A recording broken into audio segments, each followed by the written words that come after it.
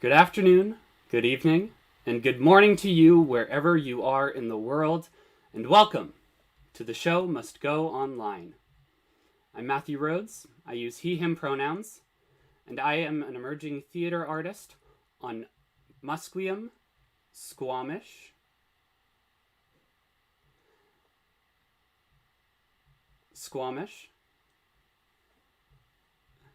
and Tsleil-Waututh territory, also called Vancouver, Canada. I am delighted and honored to be the lead producer of TSMGO and tonight's director of William Shakespeare's and John Fletcher's The Two Noble Kinsmen. The Show Must Go Online is a movement that believes in Shakespeare for everyone. In 2020, TSMGO created 41 shows, including Shakespeare's entire first folio in chronological order. The 2020 shows and projects continuing into 2021 now have more than 250,000 views from more than 60 countries, involving over 500 actors and creatives, winning several awards and critical acclaim in the process. After tonight, The Show Must Go Online enters a chrysalis period of rest, recovery, and evolution. Exciting developments and opportunities have already started to grow, and we cannot wait to share more with you. To keep up to date on our chrysalis and to support the project through this period, join us on our Patreon. The link is in the description. And if you sign up today, you'll find a video with no less than 10 exciting things the future could hold that can happen thanks to your continued support. Tonight, however, we are delighted to present William Shakespeare's last play, according to Wikipedia, which will start in approximately 10 minutes. While you wait, please like the video, subscribe to the channel, remembering, of course, to hit the bell icon to get notifications whenever we post, and follow us at TSMG Online Live on Twitter, or at The Show Must Go Online on Instagram and Facebook. You can also post your reactions using the hashtag #ShowMustGoOnline.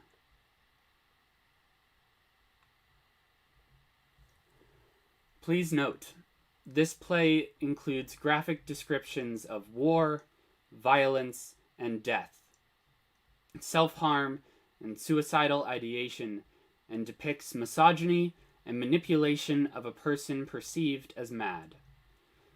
We will offer more specific guidance for some scenes in the chat.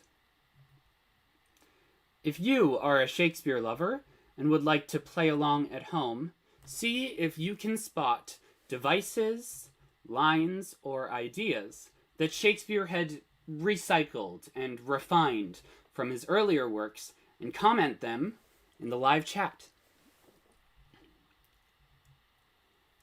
At this point, to introduce tonight's play, it is my pleasure to welcome to the show the phenomenal Sujata Iyengar.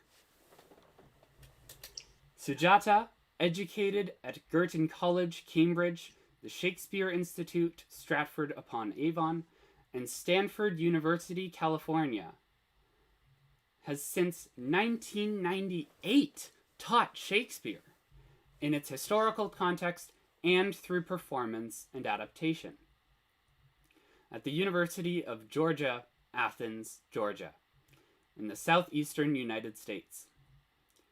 Her books include Shades of Difference, Mythologies of Skin Color and Race in Early Modern England, Shakespeare's Medical Language, Disability, Health, and Happiness in the Shakespearean Body,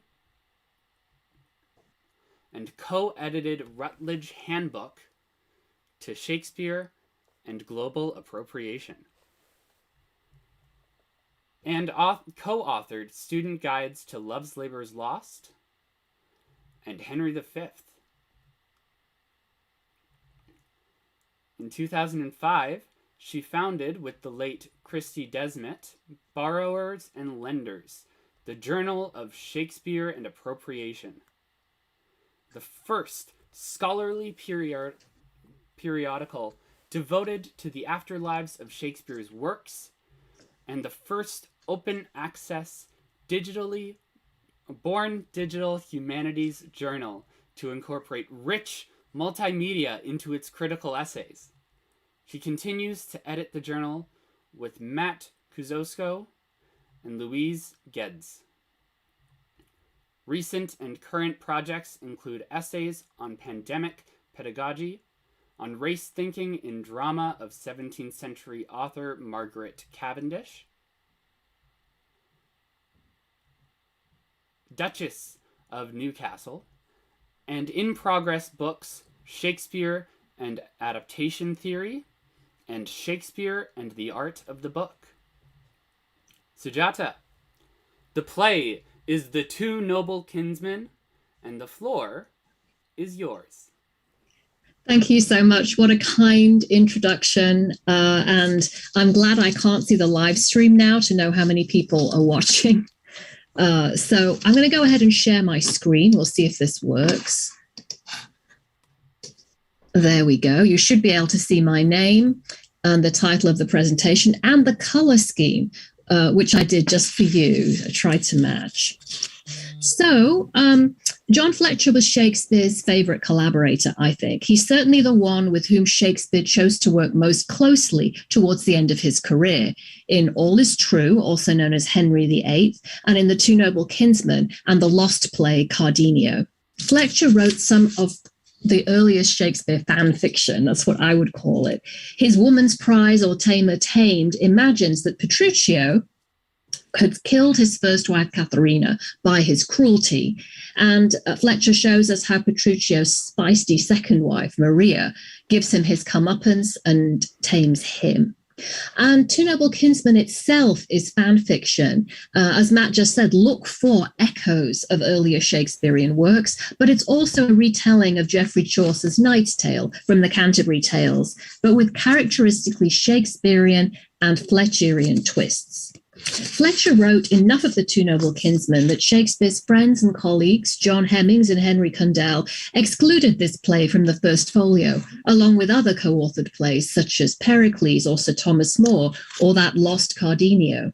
The Two Noble Kinsmen was first published in 1634 in a quarto, a small single edition. And on the title page, it's attributed to the two worthies, Shakespeare and Fletcher. It's next published in 1679 in the collected works of Fletcher and his major Jacobean collaborator, Francis Beaumont. And if you know your James Joyce, you'll remember Stephen Dedalus' obscene, funny pun on their name. Beaumont is what Beaumont and Letcher for Beaumont and Fletcher. The play wasn't published in a collection of Shakespeare's works until 1841. Although since the turn of the 21st century, it has regularly appeared in repertory theatre as part of the Shakespearean canon. One of the things I like about The Two Noble Kinsmen is arguably one of its weaknesses. You can see the two different styles of each dramatist at work. Typical Fletcherian touches include the presentation of the jailer's daughter, one of the forthright lower or middle class female characters that Fletcher liked to include, in contrast to Shakespeare's preference for the aristocracy. Fletcher is also responsible for the play's greatest set piece, an interpolated Morris dance in Act 3, Scene 5. In that scene, Gerald, a pedantic schoolmaster, badgers a dozen reluctant countrymen and women, including the mad jailer's daughter as the madwoman, and a bavian or baboon with long tail and eke long tool, long tail and long tool. And tool, yes, means exactly what you think it means. It means his penis. You can see him behind me. This is an engraving from Edward Topsell's History of Four-Footed Beasts, and it is the bavian with his long tail and long tool. I learned he has sadly been cut from this production, the baboon, and that line. But anyway, you got it from me. And this motley crew performs a Morris dance for the newly married Duke Theseus and his Amazon wife Hippolyta while they're out hunting. Shakespearean touches include the visually and rhetorically extravagant opening scene and the professed reluctance of Emilia, the heroine, to marry either of the two handsome, valiant, noble kinsmen of the play's title, either because she's not interested in sex and marriage or because she's not interested in sex and marriage with men. Shakespeare leaves many possibilities open. And there are many instances where you can see the two dramatists working together side by side, where Shakespearean imagery clothes the rhythmic and vivid prose that characterizes Fletcher at his best, or Fletcher's forthright verse makes human a grandiose Shakespearean dilemma. So there's my baboon right there. I'm going to stop my share now we've seen this, and so you can see me. Check the chat to make sure everyone can hear me and our signing is on track, and give you a little overview of the plot. The play begins with a prologue reminding us that the plot comes from Chaucer, before that visually stunning opening in which the triumphant bridal procession of Duke Theseus and his new bride Hippolyta, Queen of the Amazon, so yes, it's another arm of what Louise Geddes and Valerie Fezel call the Shakespeare multiverse, is interrupted by three black-clad queens who fall to their knees before the royals. The three queens beseech Theseus, Hippolyta, and Hippolyta's sister Emilia, our heroine, or Shakespeare's heroine, to fight the cruel tyrant Creon, who has forbidden them from giving honorable burial to their husbands who have fallen in battle. And if you know your Greek tragedy, you'll recognize elements of the Seven Against Thebes and the Antigone. Theseus is initially reluctant to postpone his marriage. And I really like the fact that this Theseus, this autocratic Theseus that Shakespeare creates, cannot catch a break in either one of the plays Shakespeare uses him. His marriage keeps being put off. But Theseus relents upon entreaty from both Hippolyta and Emilia. The next scene confirms that Creon is indeed a vicious tyrant, as we overhear two handsome young warriors, kinsmen and friends, Palamon and Arcite, bemoan the fact that although they despise their overlord, they are honor-bound to fight for him. The kinsmen are captured in battle by the Duke and saved from seeming death, their valor and their friendship praised by Hippolyta and Emilia, who also discuss whether the love between heterosexual married couples can ever match the affection between same-sex friends, such as Palamon and Arcite, or Theseus and his friend Pirithous. Emilia is sure that it cannot, remembering her beloved Flavina, who died when they were both girls of 11. Hippolyta begins to contradict her, but acknowledges that were she of Emilia's persuasion, that's her word, she would abandon Theseus. Emilia's answer is fascinating. I am not against your faith, yet I continue mine. So she's not denying the possibility of heteroerotic love, but she puts her faith in same-sex loves and friendships. And I love how Shakespeare, and I do think you can tell this is one of Shakespeare's bits here, gives his actors room for flexible interpretation, even down to making Flavina and Emilia just 11 at the time that Flavina died. So an actor could play Emilia as a young woman who has always known and that she loves and will only love women. She could be an asexual but romantic, perhaps young person who forms deep attachments but has no interest in sex. She could be a late bloomer who might or might not develop sexual attraction towards the same or opposite sex. She could be someone who sees themselves as between genders, and many other possibilities. What we don't see in Shakespeare is a kind of enthusiastic heteronormativity here. Certainly for Emilia, we don't see somebody who's enthusiastically seeking out the love of men. Unlike Fletcher's heroine, the jailer's daughter, whom we meet in the next scene. And the jailer's daughter, like Shakespeare's Juliet or Desdemona, who are murdered for it, has an unabashed appetite for sex.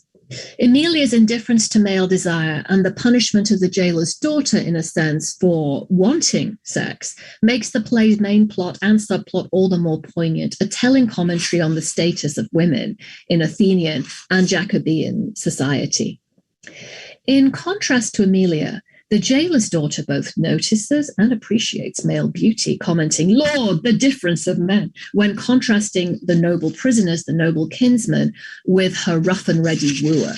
She praises the handsomeness and the friendship of the kinsman, a friendship sundered in the very next scene when Arcit and I call him Arcit. I'm not sure how you're going to do it. I do it because in a contemporary account of a play about this story, it is spelled Arcett. So that's how I'm saying it.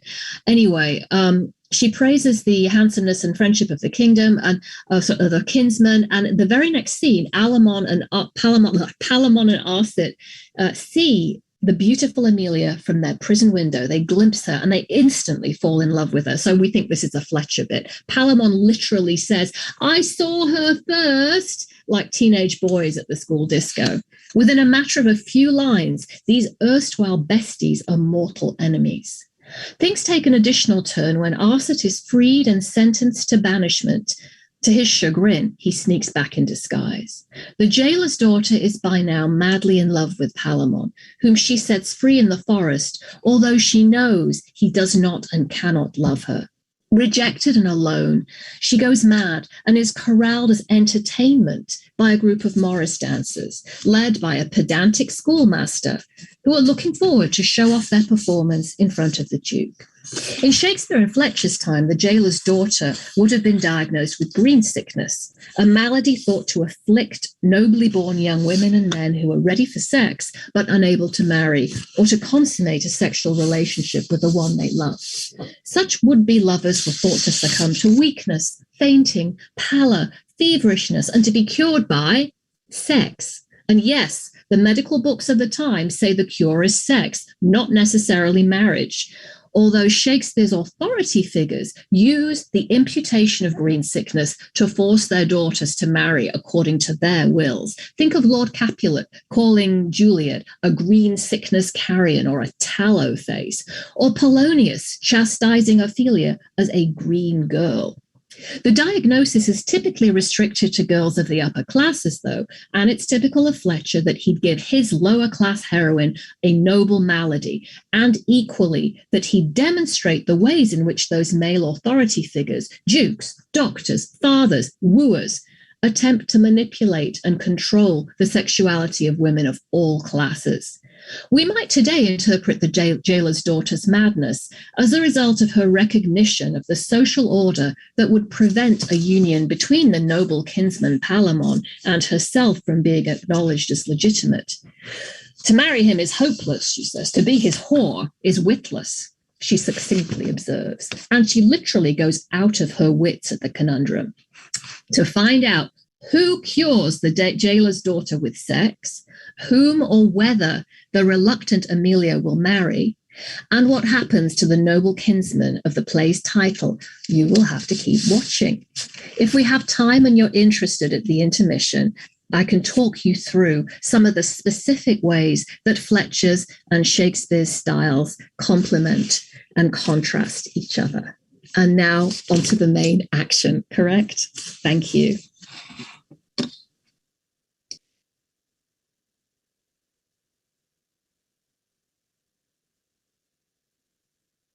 Thank you so much, Sujata, for that incredible introduction. We will have Sujata back for more discussion. And now, guys, gals, non-binary and gender flux pals, the show is about to begin. Grab your loved ones and a hearty draft and prepare to sing and dance your way through John Fletcher's and William Shakespeare's The Two Noble Kinsmen.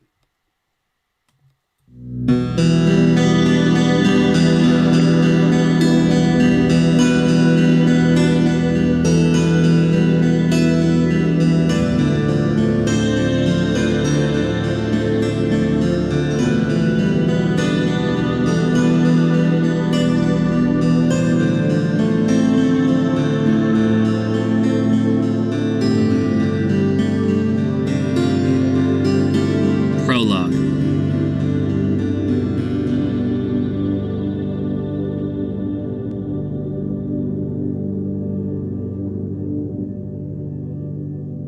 We pray our play may be good, for I am sure it has a noble breeder, and a pure, a learned, and a poet never went more famous yet twixt Poig and Silver Trent. Sure, sir, of all admired the story gives, there constant to eternity it lives. If we let fall the nobleness of this, and the first sound this child hear be a hiss, how will it shake the bones of that good man, and make him cry from underground? Fan from me the witless chaff of such a writer that blasts my bays, and my famed works makes lighter than Robin Hood. This is the fear we bring. For to say truth, it were an endless thing, and too ambitious to aspire to him. Weak as we are, and almost breathless, swim in this deep water. Do but you hold out your helping hands, and we shall tack about and something do to save us. You shall hear scenes, though below his art, may yet appear worth 2 hours' travail. To his bones, sweet sleep. Content to you, if this play do not keep a little dull time from us. We must perceive our losses fall so thick, we must needs leave.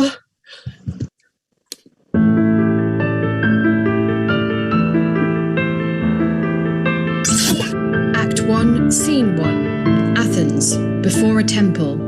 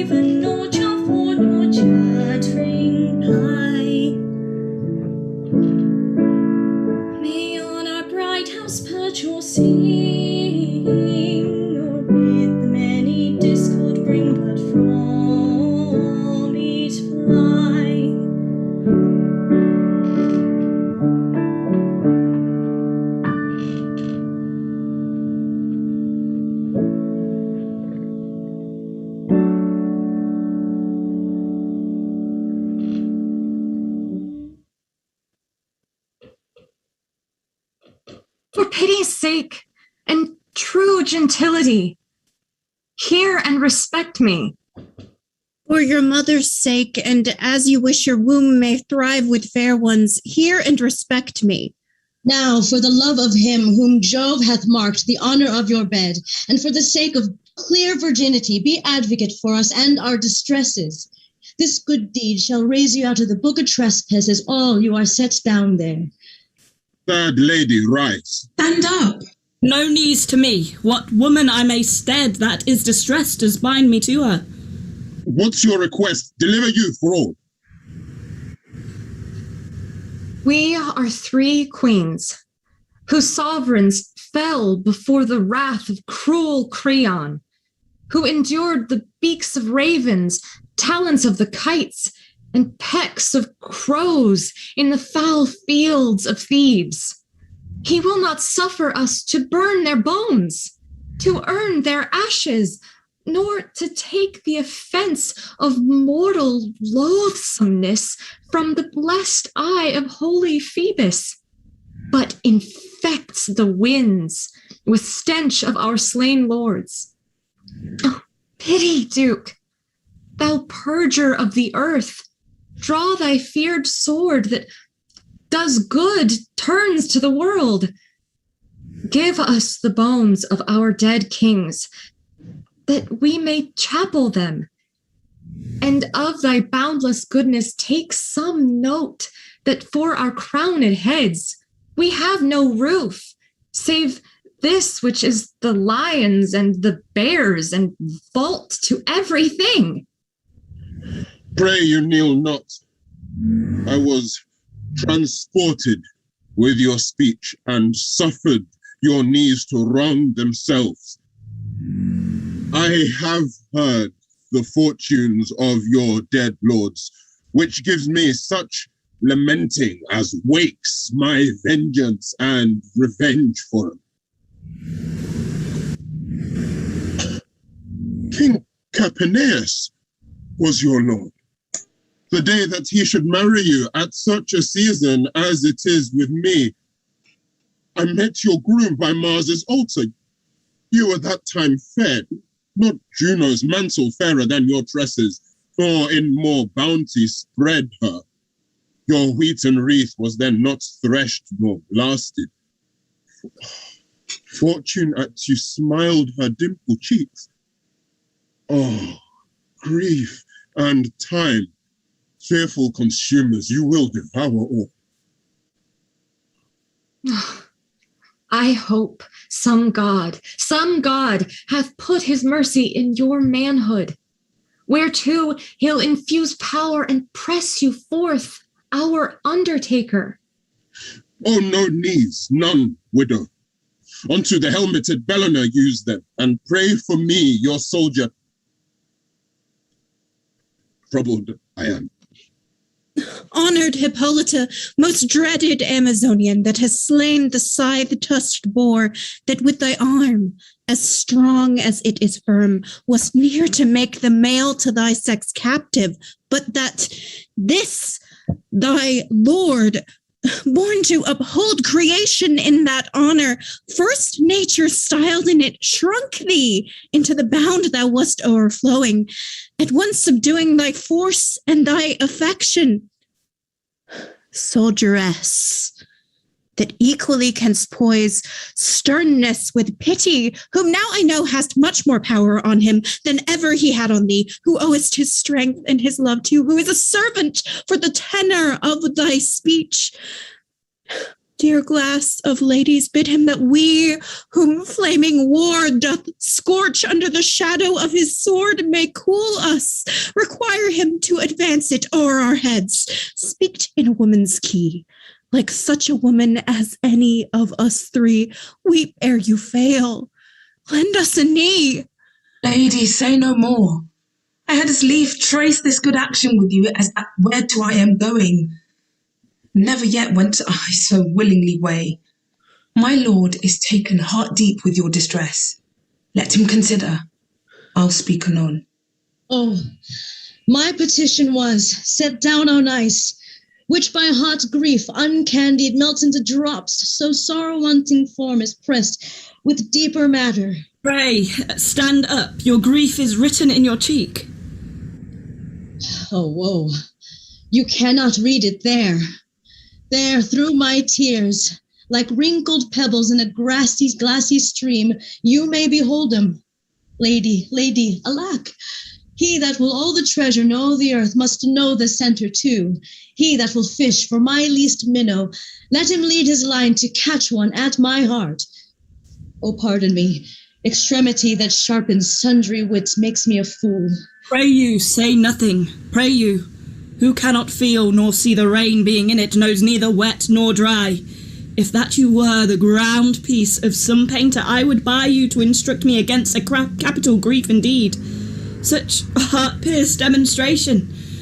But alas, being a natural sister of our sex, your sorrow beats so ardently upon me that it shall make a counter-reflect against my brother's heart, and warm it to some pity, though it were made of stone. Pray, have good comfort.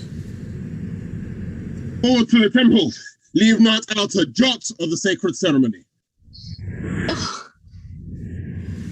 Celebration will long last and be more costly than your suppliant's war. Remember that your fame knolls in the ear of the world. What you do quickly is not done rashly. Your first thought is more than others' labored meditants.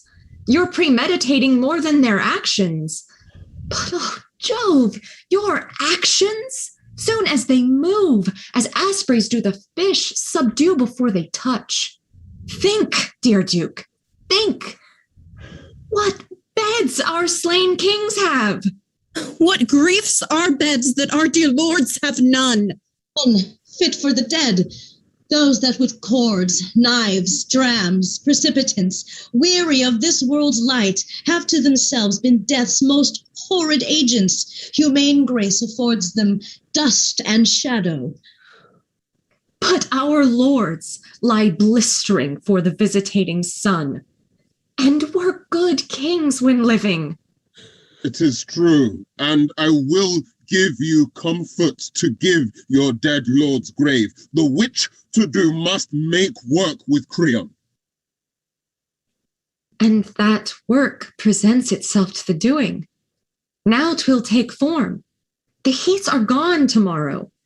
Then bootless toil must recompense itself with its own sweat.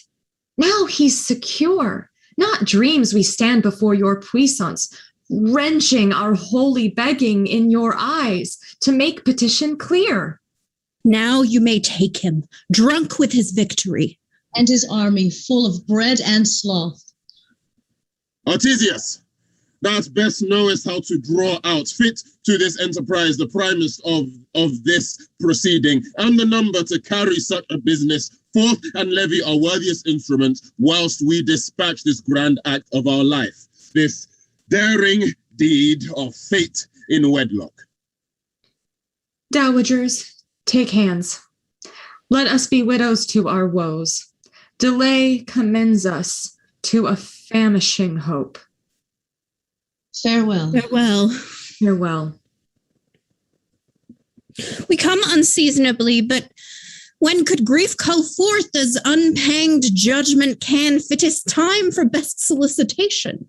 My good ladies, this is a service whereunto I am going greater than any war. It imports me than all the actions that I have foregone or futurely can hope. The more proclaiming our suit shall be neglected. When her arms able to lock Jove from a synod shall by warranting moonlight corslet thee. When her twinning cherries shall their sweetness fall upon thy tasteful lips, what wilt thou think of rotten kings or blubbered queens? What care for what thou feelest not? What thou feelest being able to make Mars spurn his drum? If thou couch but one night with her, every hour in't will take hostage of thee for 100, and thou shalt remember nothing more than what that banquet bids thee to. How much unlike you should be so transported. Much sorry I should be such a traitor. Yet I think did I not by the staining of my joy, which breeds a deeper longing, cure their surfeit that craves a present medicine. I should pluck all ladies' scandal on me. Therefore, sir, as I shall here make trial of my prayers, either presuming them to have some force, or sentencing for either vigour dumb, Prorogue this business we are going about, and hang your shield before your heart about that neck, which is my fee, and which I freely lend to do these poor queens service. Oh, help now. Help now. Our cause cries for your knee. If you grant not my sister her petition in that force, with that celerity and nature which she makes it in, from henceforth I'll not dare to ask you anything, nor be so hardy ever to take a husband. Pray, stand up. I am entreating of myself to do the which you kneel to have me. Dorotheus, lead on the bridge. Get you and pray the gods for success and return amidst not anything in the pretended ceremony. Queens, follow your soldier. As before, hence you, and at the bank of Aulis, meet with the forces you can raise. Since our theme is haste, I stamp this kiss upon thy current lip.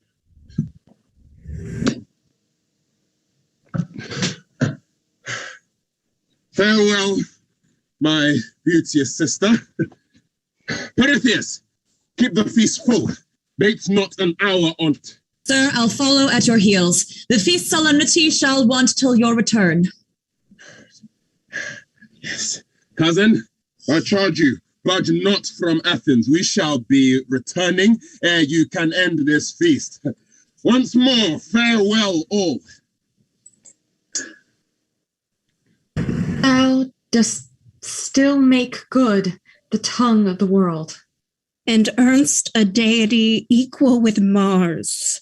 Not above him, for thou being but mortal, makest affections bend to godlike honors. They themselves, some say, groan under such a mastery. As we are men, thus should we do. Being sensually subdued, we lose our human title. Good cheer, ladies. Now turn we towards your comforts.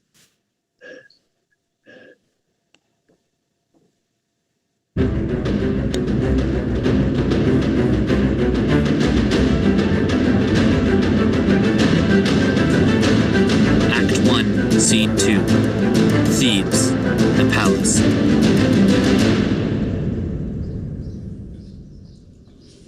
Dear Palamon, dearer in love than blood, and our prime cousin, yet unhardened in the crimes of nature.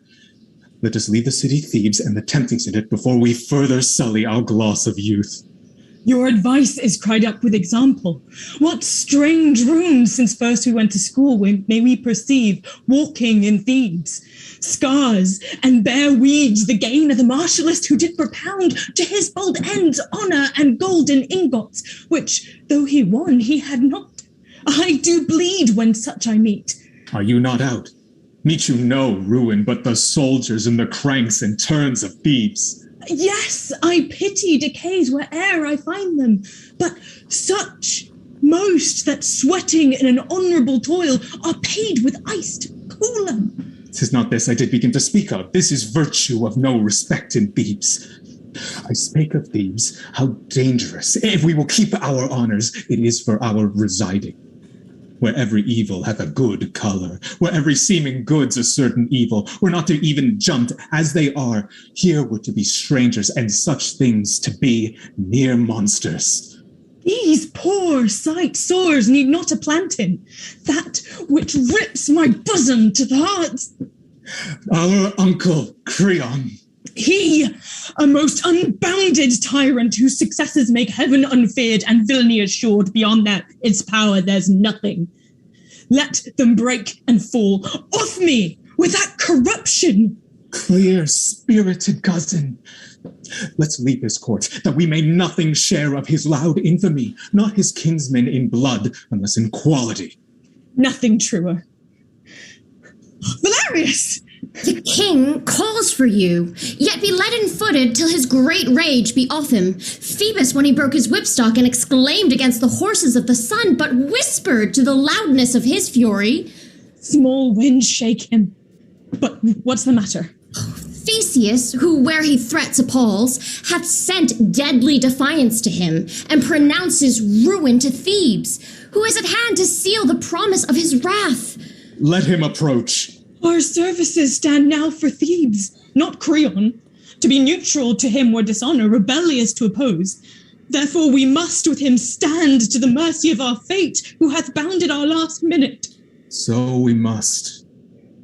Is said this war's afoot, or it shall be on fail of some condition? 'Tis in motion. The intelligence of state came in the instant with the fire. Let to the king, who were he a quarter carrier of that honour which his enemy come in, the blood which we venture should be as for our health, which were not spent, rather laid out for purchase. But alas, our hands advanced before our hearts. What will this fall of the stroke do damage? Let us follow the becking of our chance.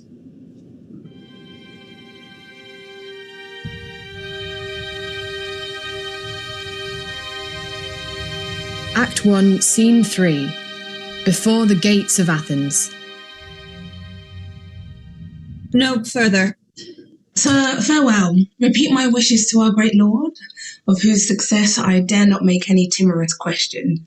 Yet I wish him excess and overflow of power, and might be to draw ill-dealing fortune. Speed to him. Store never hurts good governors. Though I know his ocean needs not my poor drops, yet they must yield their tribute there.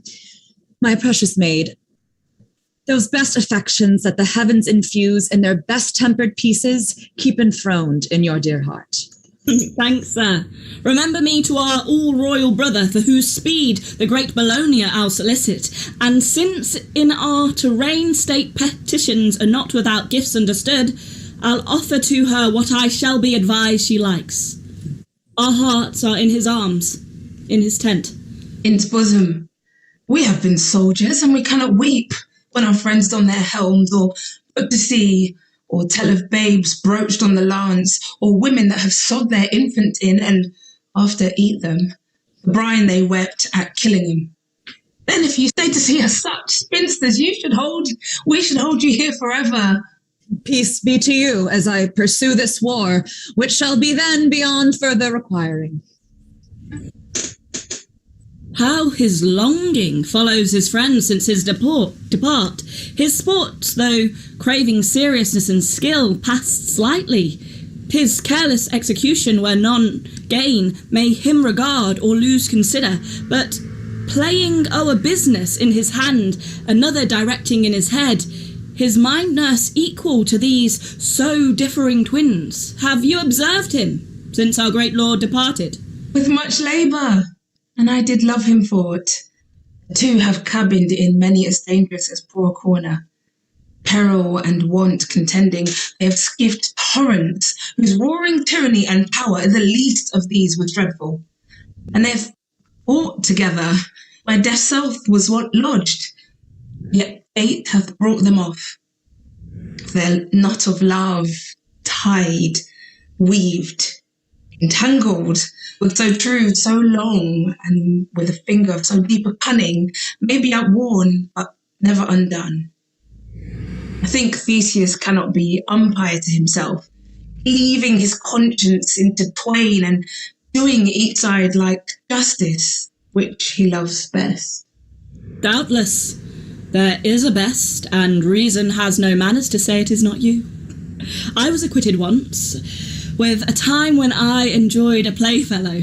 You were at wars when she the grave enriched, who made too proud the bed took leave of the moon, which then looked pale at parting, when our count was each 11. Slavinia? Yes. You talk of Pirithous and Theseus's love.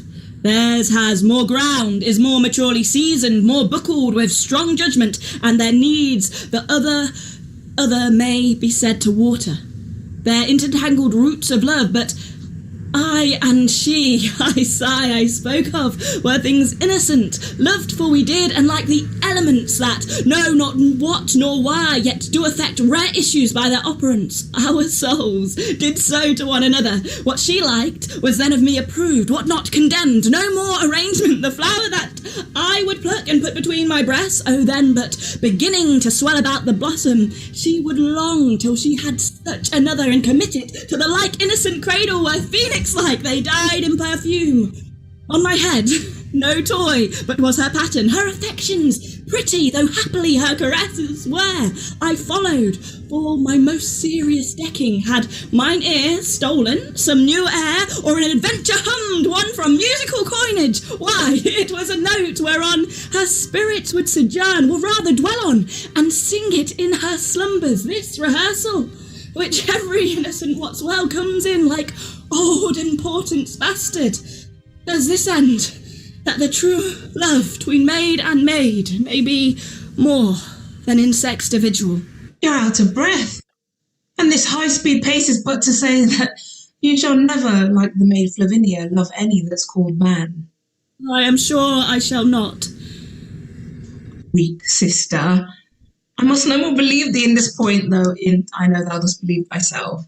Then I will trust a sickly appetite that loathes even as it longs. But sure, my sister, if I were ripe of your persuasion, you have said enough to shake me from the arm of the all-noble Theseus, for whose fortune I will now in and kneel, with great assurance that we, more than his Perseus, possess a high throne in his heart. I am not against your faith, yet I continue mine.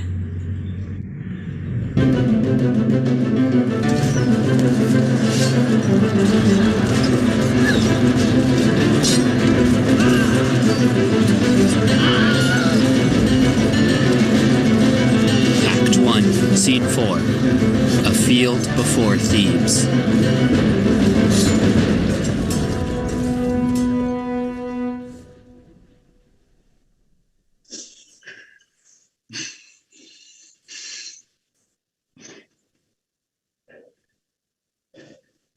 To thee no star be dark.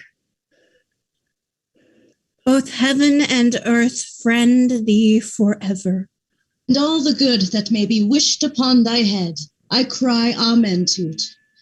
The impartial gods who from the mounted heavens view us their mortal herd, behold who are, and in their time chastised. Go and find out the bones of your dead lords and honor them with treble ceremony, rather than a gap should be in their dear rights. We should supply it. Adieu, and heaven's good eyes look on you. What are those? Men of great quality, as may be judged by their appointments. Some of Thebes have told they are sisters' children, nephews to the king. By the helm of Mars, I saw them in the war, like to a pair of lions smeared with prey, make lanes in troops aghast. What was that prisoner told me when I inquired their names? We believe they are called Asciti and Palamu. 'Tis right, those. Are they not dead? Nor in a state of life. They had been taken when their last hurts were given. It was possible they might have been recovered. Yet then, they breathe and have the name of men. Then like men, use them. All our surgeons, convent in their behoof our richest balms, rather than miser waste. Their lives concern us much more than Thebes is worth.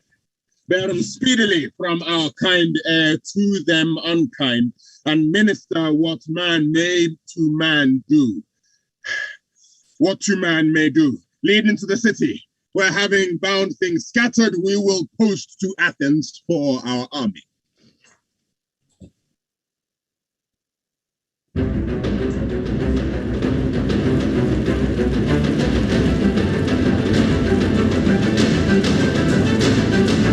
Act 1, 1, Scene 5. Another part of a field before Thebes.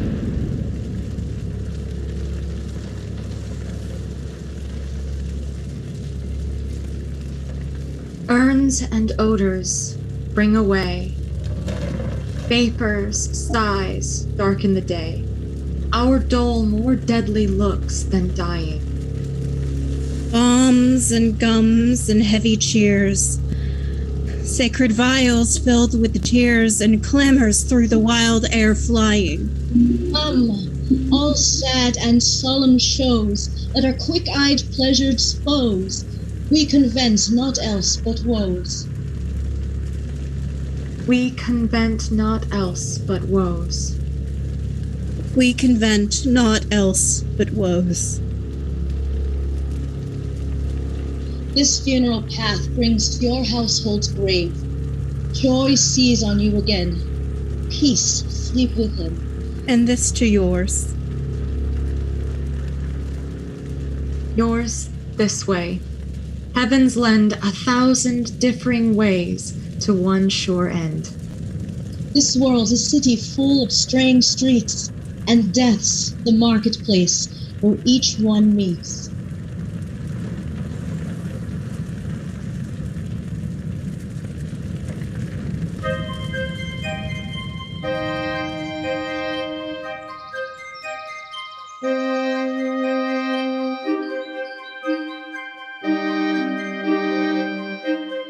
Act 2, Scene 1. Athens, a garden with a prison in the background. I may depart with little while I live. There's something I may cast to you. Not much. Alas, the prison I keep, though it be for great ones, yet they seldom come. Before one salmon you may take a number of minnows. Marry, what I have, be it what it will, I will assure you upon my daughter at the day of my death. Sir, I demand no more than your own offer, and I will estate your daughter in what I have promised. Well, we'll talk more of this when the solemnity is past. What? Have you a full promise of her? When that shall be seen, I tender my consent. I have, sir. Here she comes. Your friend and I have chanced to name you here upon the old business. But no more of that now. So soon as the court hurry is over, we'll have an end of it. In the meantime, look tenderly to the two prisoners. I can tell you they are princes. These strewings are for their chamber. It's pity they are in prison, and 'twere pity they should be out. I do think they have patience to make any adversity ashamed. The prison itself is proud of them, and they have all the world in their chamber. They are famed to be a pair of absolute men. By my troth, I think fame but stammers them. They stand degrees above all the reach of report. I heard them reported on the battle to be the only doers. They most likely, for they are noble sufferers. I marvel how they would have looked had they been victors, that with such a constant nobility enforce a freedom out of bondage, making misery their mirth and affliction a toy to jest at. Do they so? It seems to me they have no more sense of their captivity than I of ruling Athens. They eat well, look merrily, discourse of many things, but nothing of their own restraint and disasters. Yet sometime a divided sigh, martyred as 'twere in the deliverance, will break from one of them, when the other presently gives it so sweet a rebuke that I could wish myself a sigh to be so chid, or at least a sire to be comforted. I never saw him. The Duke himself came privately in the night, and so did they. What the reason of it is, I know not. Look, yonder. There they are. That's Archite looks out. No, sir, no, that's Palamon. Archite is the lower of the twain. You may perceive a part of him. Go to, leave your pointing. They would not make us their object. Out of their sight. It is a holiday to look on them. Lord, the difference of men!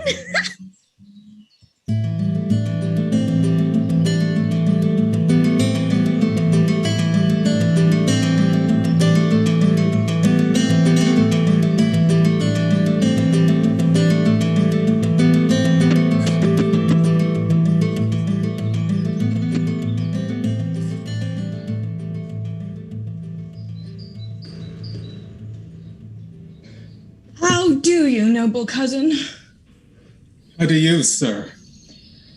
Why, strong enough to laugh at misery and bear the chance of war yet. We are prisoners, I fear, forever, cousin. I believe it. And to that destiny have patiently laid up my hour to come. Oh, cousin Archite, where is Thebes now? Where is our noble country? Where are our friends and kindreds? Never more must we behold those comforts, never see the hardy youths strive for games of honour, hung with the painted favours of their ladies, like tall ships under sail. Oh, never shall we two exercise like twins of honour our arms again and feel our fiery horses like proud seas under us. No, Palamon. Those hopes are prisoners with us. Here we are. And here the graces of our youth must wither like a too timely spring. Here age must find us, and which is heaviest, Palamon? Unmarried. No figures of ourselves shall we e'er see to glad our age, and like young eagles teach him to boldly gaze against bright arms and say, remember what your fathers were, and conquer. This is our world. We shall know nothing here but one another, hear nothing but the clock that tells our woes. The vine shall grow, but we shall never see it. Summer shall come, and with her all delights. But dead, cold winter must inhabit here still. 'Tis too true, Archite. All valiant uses the food and nourishment of noble mind, and us two here shall perish. We shall die, which is the curse of honour. Lastly, children of grief and ignorance. Yet, cousin, even from the bottom of these miseries, I see two comforts rising, two mere blessings. Whilst Palamon is with me, let me perish if I think this our prison. Certainly, 'tis a main goodness, cousin, that our fortunes were twinned together. 'Tis most true, two souls put in two noble bodies. Let 'em suffer the gall of hazard, so they grow together, will never sink. They must not say they could. Shall we make worthy uses of this place that all men hate so much? How, gentle cousin? Let's think this prison holy sanctuary to keep us from the corruption of worse men. We are young, and yet desire the ways of honor, that liberty and common conversation, the poison of pure spirits, might, like women, woo us to wander from. What worthy blessing can be, but our imaginations may make it ours. And here, being thus together, we are an endless mind to one another. We are one another's wife, ever begetting new births of love. We are father, friends, acquaintance. We are in one another families. I am your heir, and you are mine. This place is our inheritance. Were we at liberty, a wife might part us lawfully, or business quarrels consume us. Envy of ill men crave our acquaintance. I might sicken, cousin, where you should never know it, and so perish without your noble hand to close mine eyes or prayers to the gods. 1,000 chances, were we from hence, would sever us. You have made me, I thank you, cousin Archite, almost wanton with my captivity. Is there a record of any two that loved better than we do, Archite? Sure there cannot. I do not think it possible our friendship should ever leave us. Till our deaths it cannot. And after death our spirit shall be led to those that love eternally. Speak on, sir. Oh, this garden has a world of pleasures in it. What flowers are these? It's called Narcissus, madam. That was a fair boy, certain. But a fool, to love himself, were not there maids enough? Pray forward. Yes. Or were they all hard-hearted? They could not be to one so fair. Oh, thou wouldst not. I think I should not, madam. That's a good wench, but take heed to your kindness, though. Why, madam? Men are mad things. Will you go forward, cousin? Canst not thou work such flowers into silk, wench? Yes. I'll have a gown full of them. And this is a pretty colour. Wilt not do rarely upon a skirt, wench? Dainty, madam. Cousin, how do you, sir? Why, Palamon! Never till now was I in prison, Archite. Why, what's the matter, man? Behold and wonder! By heaven, she is a goddess! Reverence, she is a goddess, Archite! Of all flowers, methinks a rose is best. Why, gentle madam? It is the very emblem of a maid, for when the west wind courts her gently, how modestly she blows, and paints the sun with her chaste blushes. When the north comes near, her rude and impatient, then like chastity she locks her beauties in her bud again, and leaves him to base briars. Yet, good madam, sometimes her modesty will blow so far she falls for't. A maid, if she have any honour, would be loath to take example by her. Thou art wanton! She is wondrous fair. She is all the beauty extant. The sun grows high. Let's walk in. Keep these flowers. We'll see how near art can come near their colours. I am wondrous merry-hearted. I could laugh now. I could lie down, I am sure. And take one with you. That's as we bargain, madam. Well, agree then.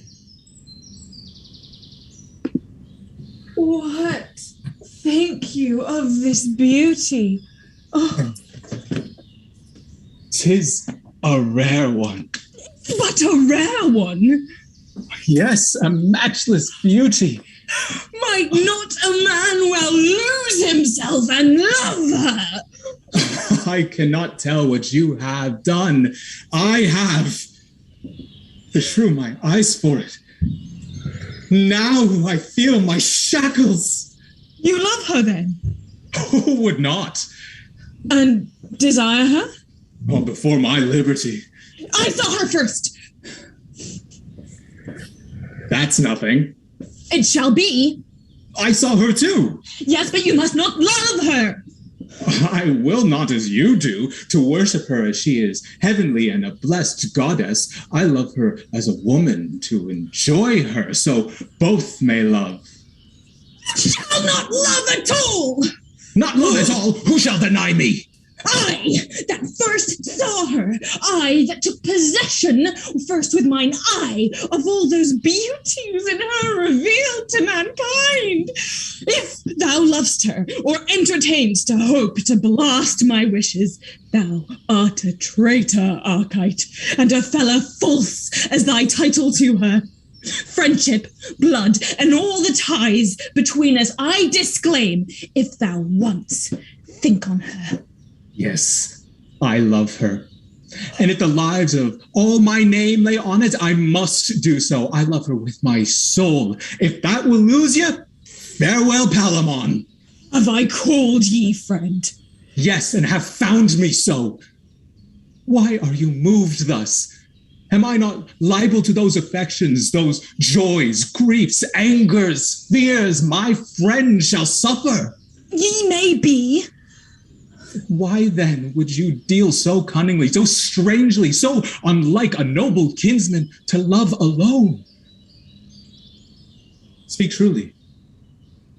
Do you think me unworthy of her sight? No, but unjust if thou pursue that sight. Because another first sees the enemy, shall I stand still and let mine honor down and never charge? Yes, if he be but one. But say that one had rather combat me. Let that one say so, and use thy freedom. Else, if thou pursuest her, be as that cursed man that hates his country, a branded villain. You are mad. I must be. till thou art worthy Archite, it concerns me. And in this madness, if I hazard thee and take thy life, deal but truly. Fie, sir. You play the child extremely. I will love her.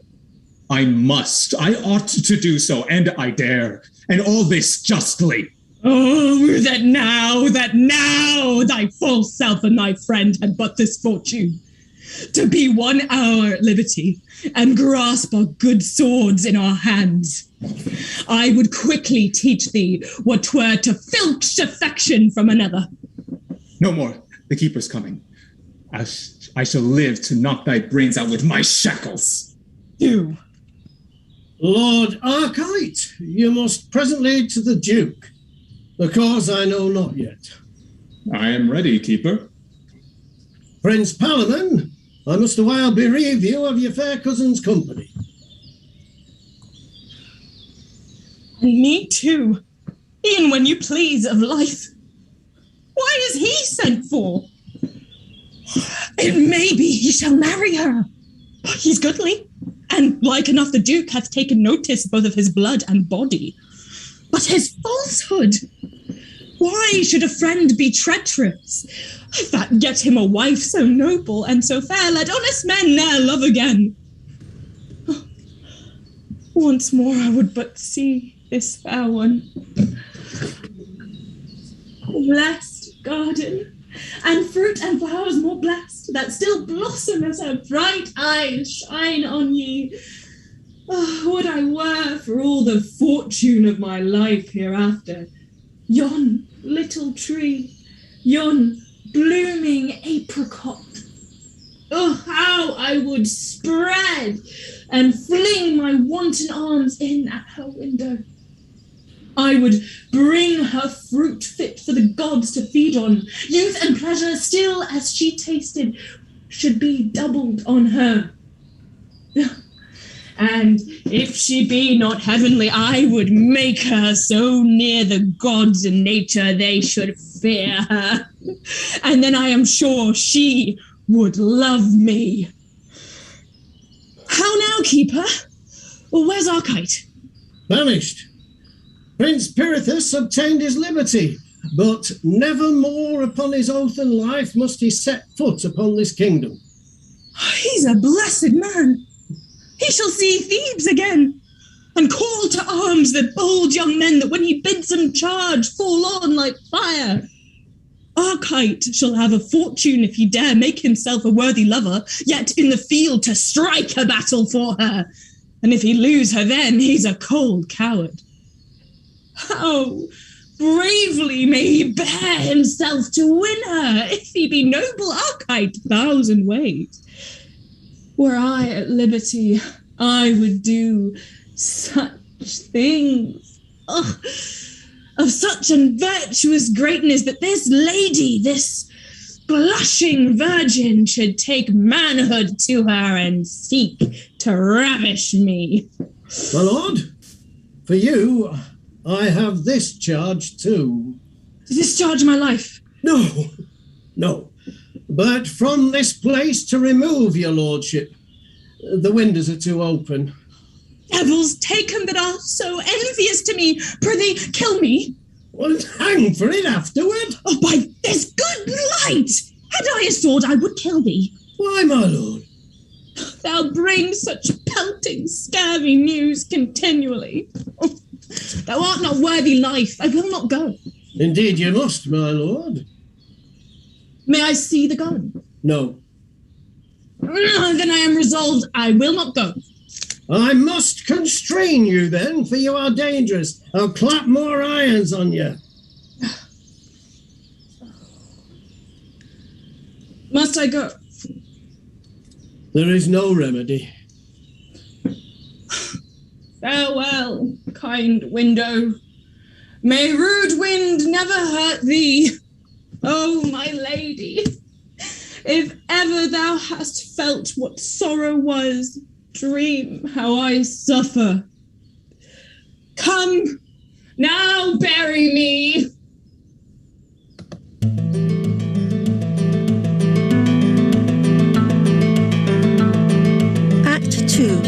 Scene 3. The country near Athens.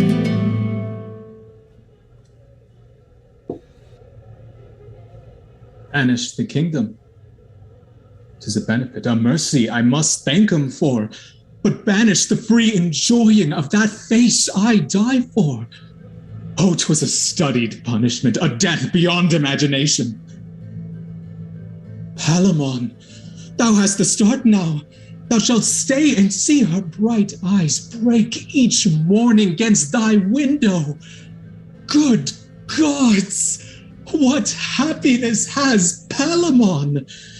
20 to 1 he'll come to speak to her, and if she be as gentle as she's fair, I know she's his. He has a tongue that will tame tempests. Come what can come, I will not leave the kingdom. I know mine own is but a heap of ruins and no redress there. If I go, he has her. I am resolved. Another shape shall make me, or end my fortunes, either way. I am happy. I'll see her and be near her. Oh, no more. Why? My masters will be there, that's certain. And I'll be there. And I?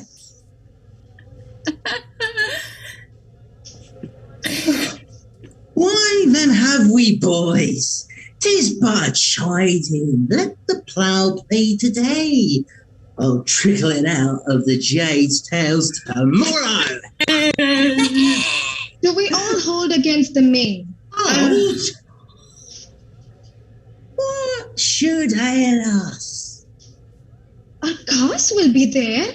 Oh, and Senos and Rikus. Oh, and 3 bitter lads never danced under green tree.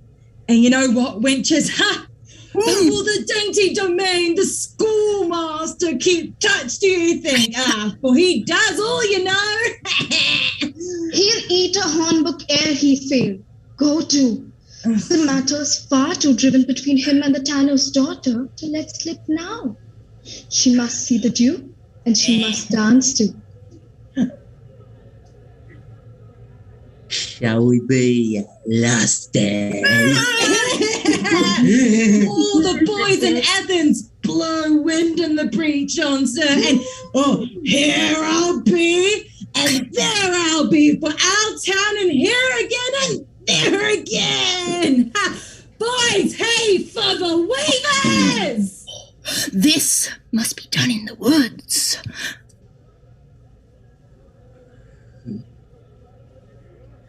And by any means, our thing of learning says so. For he himself will edify the Duke most vastly and our behalf. He's excellent in the woods. Bring him to the plains, his learning makes no cry. We'll see the sports, then every man to his tackle.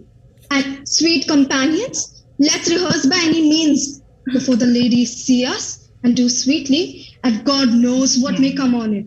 Content the sports. Once ended, we'll perform. Away, boys at pole. By your leaves, honest friends. Pray you, whither go you? Whither? Why, what a question's that? Yes, 'tis a question to me that know not. To the games, my friend. Where were you bred, you know it not? Not far, sir. Are there such games today? Yes, marry are there, and such as you never saw. The Duke himself will be there in person.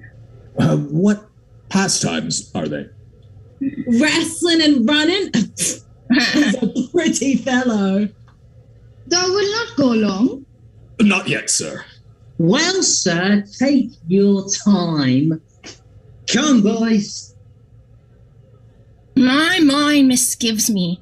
This fellow has a vengeance trick of the hip. Mark how his body, mark for it. I'll be hanged, though, if he dare venture. Hang him, plum porridge.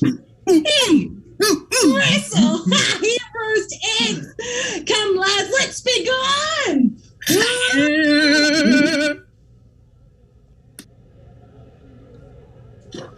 This is an offered opportunity I durst not wish for.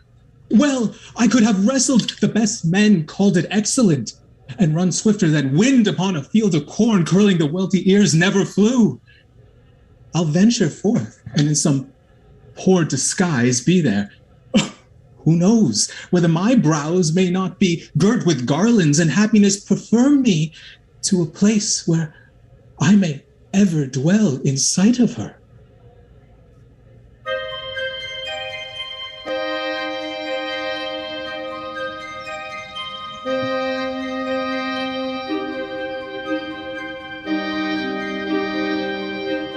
Act 2, Scene 4. Athens. A room in the prison. Why should I love this gentleman? 'Tis odds, he will never affect me. I am base. My father, the mean keeper of his prison, and he, a prince. To marry him is hopeless. To be his whore is witless. Out upon it! What pushes are we wenches driven to when 15 once has found us? First, I saw him. I, seeing, thought he was a goodly man. He has as much to please a woman in him, if he pleased to bestow it so, as ever these eyes yet looked on. Next, I pitied him, and so would any young wench o' my conscience that ever dreamed or vowed her maidenhead to a young handsome man. Then I loved him, extremely loved him, infinitely loved him. And yet he had a cousin, fair as he too, but in my heart was Palamon. And there, Lord, what a coil he keeps! Oh, to hear him sing in an evening, what a heaven it is! And yet his songs are sad ones. Fairer spoken was never gentleman. When I come in to bring him water in a morning, first he bows his noble body, then salutes me thus. Fair, gentle maid, good morrow. May thy goodness get thee a happy husband. Once he kissed me. I loved my lips the better 10 days after. Would he do so every day? He grieves much, and me as much to see his misery. What should I do to make him know I love him? For I would fain enjoy him. Say I ventured to set him free? What says the law then? Thus much for law or kindred, I will do it. And this night or tomorrow, he shall love me.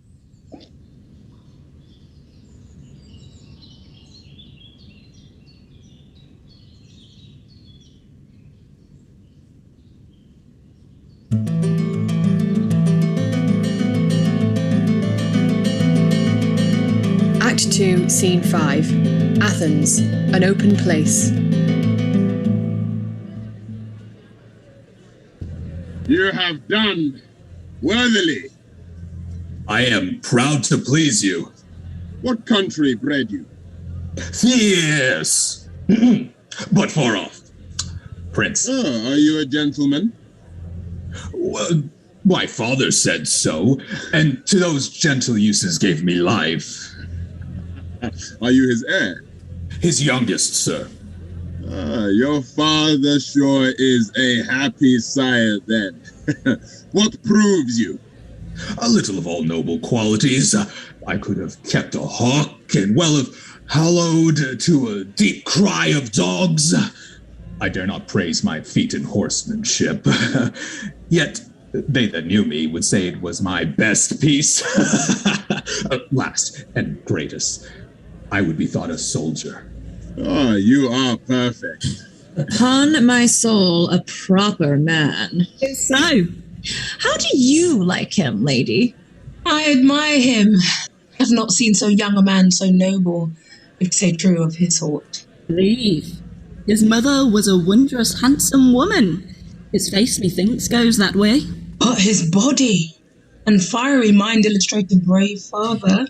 Mark how his virtue, like a hidden sun, breaks through his baser garments. He's well got, sure. What made you seek this place, sir?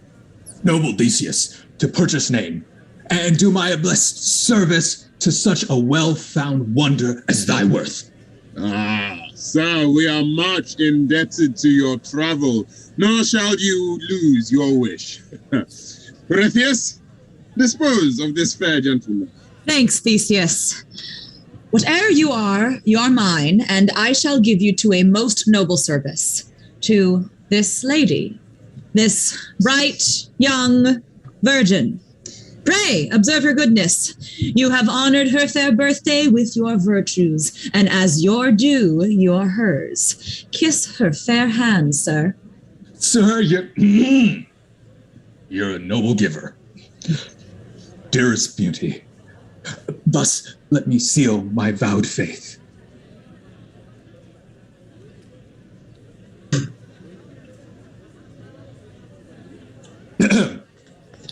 When your servant, your most unworthy creature, but offends you, command him die, he shall. That were too cruel. If you deserved well, sir, I shall soon see it. You are mine, and somewhat better than your rank, I'll use you. I'll see you furnished, and because you say you are a horseman, I must needs entreat you this afternoon to ride, but 'tis a rough one. I like him better, Prince. I shall not then freeze in my saddle. Sweet, you must be ready. And you, Amelia, and you, friend, and all, tomorrow, by the sun, to do observance to flowering May in Diane's wood. Yes. Wait well, sir, upon your mistress. Emily, I hope ye shall not go afoot.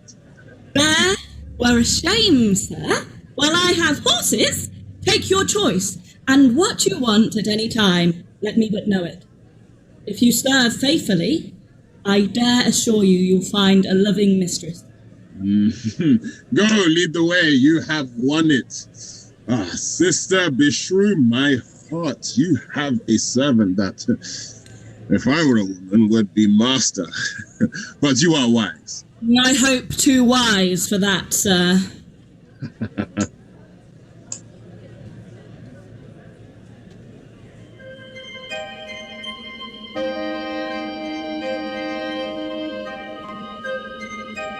Act 2, Scene 6.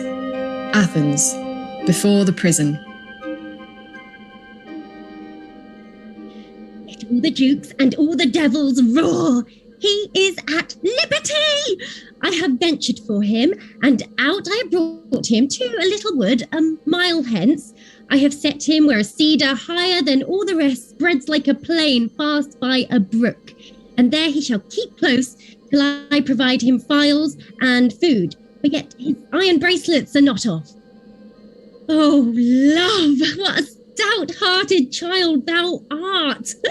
My father durst better have endured cold iron than done it. I love him beyond love, and beyond reason, or wit, or safety. I have made him know it. I cannot. I am desperate.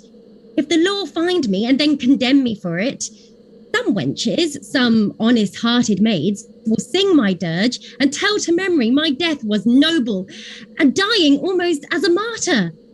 That way he takes, I purpose is my way too.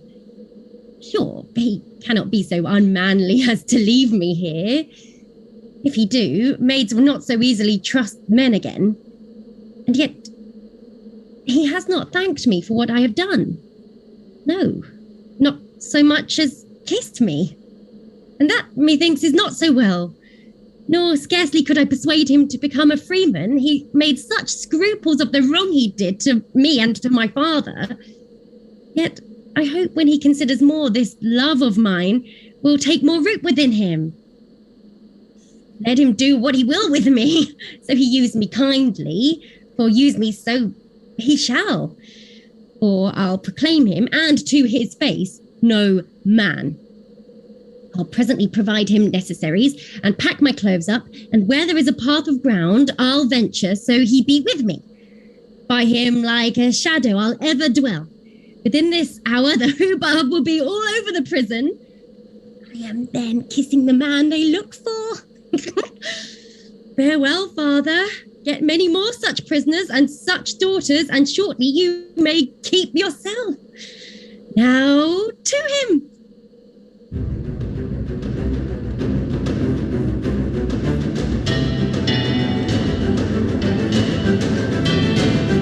Act 3, Scene 1. A forest near Athens. Duke has lost Hippolyta. Each took a several land. This is a solemn rite. They owe bloomed May, and the Athenians pay it to the heart of ceremony. Oh, Queen Emilia, fresher than May, sweeter than her gold buttons on the boughs, or all the enameled knacks, or the mead or garden. Yea, she takes strong note of me. Alas, alas, poor cousin Palamon, poor prisoner, thou so little dreamst upon my fortune that thou thinkst thyself the happier thing to be so near Emilia. Me thou deemst at Thebes, and therein wretched, although free. But if thou knewest my mistress breathed on me, and that I eared her language, lived in her eye, oh, cuz, what passion would enclose thee?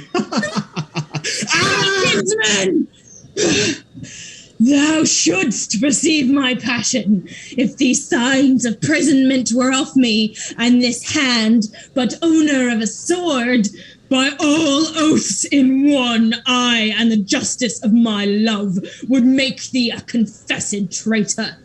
O thou most perfidious that ever gently looked. Dear cousin Palamon. Cozener Archite, give me language such as thou hast showed me feet. Pray be pleased to show in generous terms your griefs, since that your questions with your equal, who professes to clear his own way with the mind and sword of a true gentleman. Sir, I've seen you move in such a place which well might justify your manhood.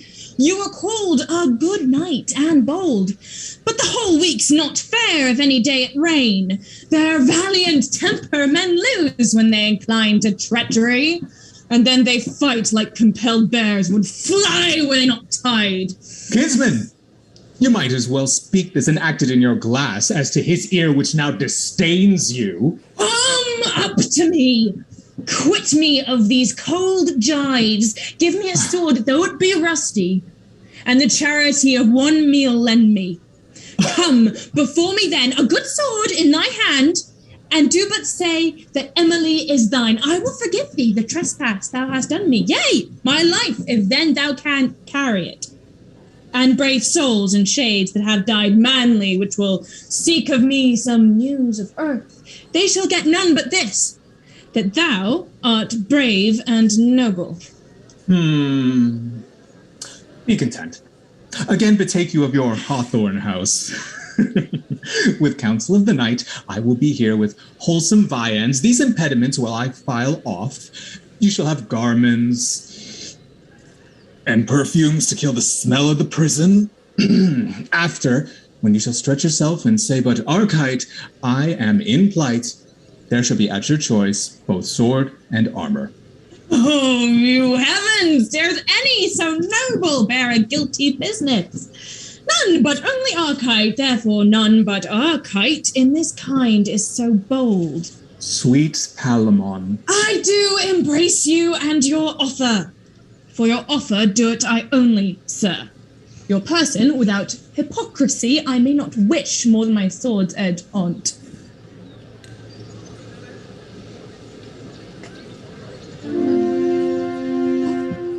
You hear the horns. Enter your musket, lest this match between us be crossed ere met. Give me your hand. Farewell. Take comfort and be strong. Pray hold your promise and do the deed with a bent brow. By this air I could for each word give a cuff, my stomach not reconciled by reason. park, sir. They called us scattered to the banquet. You must guess I have an office there. Hey, pray you! You talk of feeding me to breed me strength. You are going now to look upon a sun that strengthens what it looks on. There you have advantage over me. But enjoy it till I may enforce my remedy. Farewell. Act 3, Scene 2. Another part of the forest near Athens.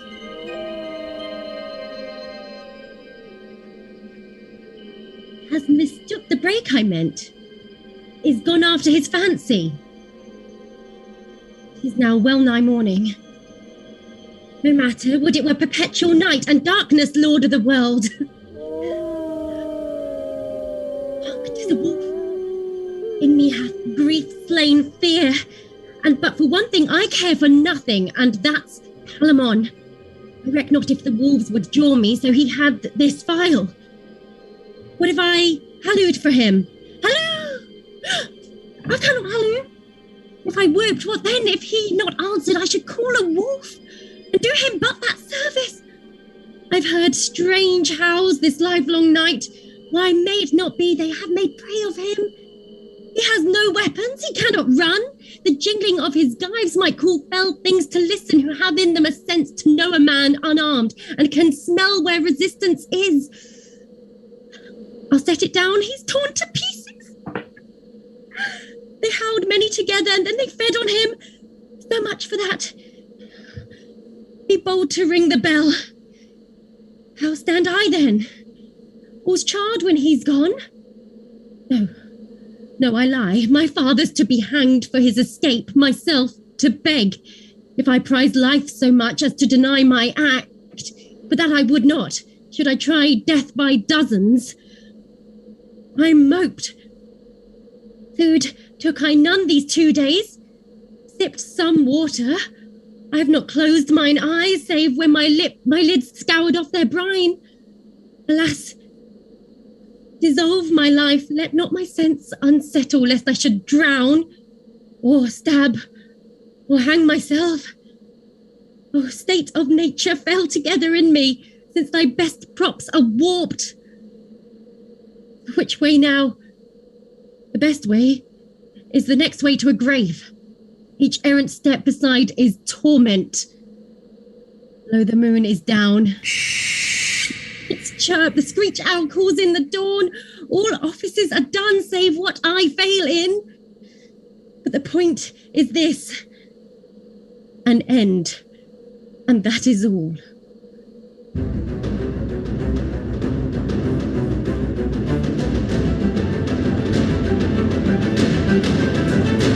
Act 3, Scene 3. Another part of the forest near Athens. I should be near the place. Oh, Cousin Palamon! Archives! The same. I brought you food and files. Come forth and fear not. Here's no Theseus. Nor none so honest, Archives. That's no matter. We'll argue that hereafter. Here, sir. Drink. I know you are faint, then I'll talk further with you. That Archives, thou mightst now poison me. I might.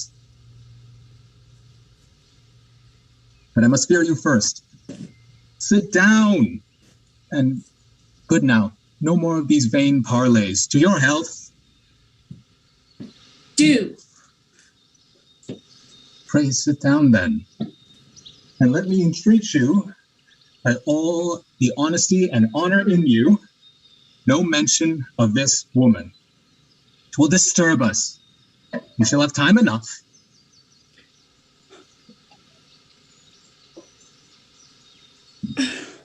Well, sir, I'll pledge you. Drink a good hearty draught. It breathes good blood, man.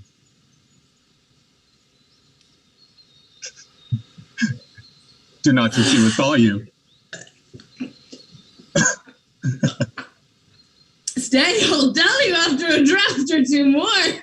Oh, spare it not. The Duke has more, cuz. Oh. Eat now. Yes.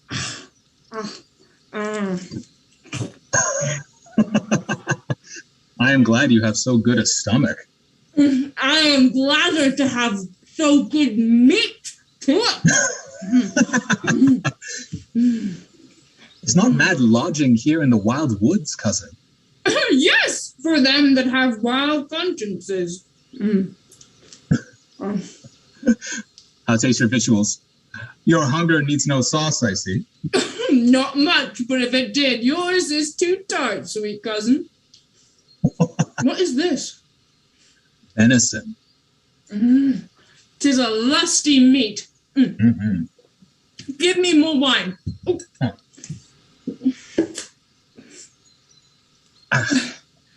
Yeah, okay. Yeah. What? To the wenches we have known in our days. Oh. Hi-ho. For Emily! Upon my life, fool! Away with this strange mirth! I say again, that sigh was breathed for Emily.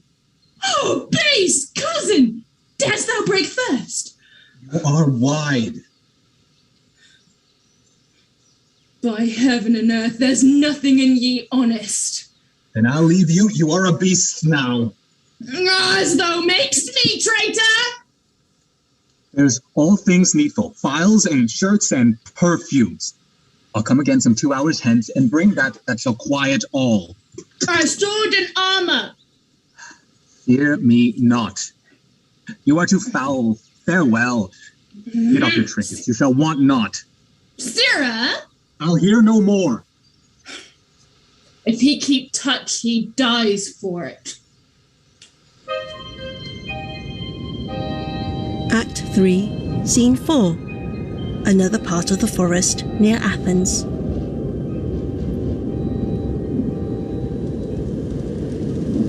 I am very cold. And all the stars are out too. The little stars and all that look like aglets. The sun has been my folly. Come on! Alas, no. He's in heaven. Where am I now? Yonder's the sea. There's a ship. How it tumbles. And there's a rock lies watching underwater. Now it beats upon it. Now, there's a leak sprung, a sound one. Now they cry, open her before the wind, you'll lose all else. Up with a course or two and tack about, boys. Good night. You're gone.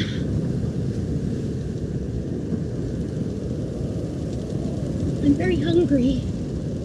Would I could find a fine frog. He would tell me news from all parts of the world. Then I would make a carrack of a cockleshell and sail by east and northeast to the king of pygmies, for he tells fortunes rarely. Now my father, 20-1, is trussed up in a trice. Tomorrow morning, I'll never say a word. For I'll cut my green coat a foot above my knee, and I'll clip my yellow locks an inch below my knee. Hey, nonny, nonny, nonny, he's by me a white cat for four to ride, and I'll go seek him through the world that is so wide. Hey, nonny, nonny, nonny. Oh, for a prick now like a nightingale to put my breast against. I shall sleep like a top else.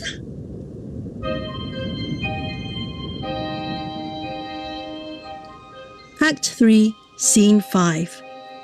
Another part of the forest near Athens.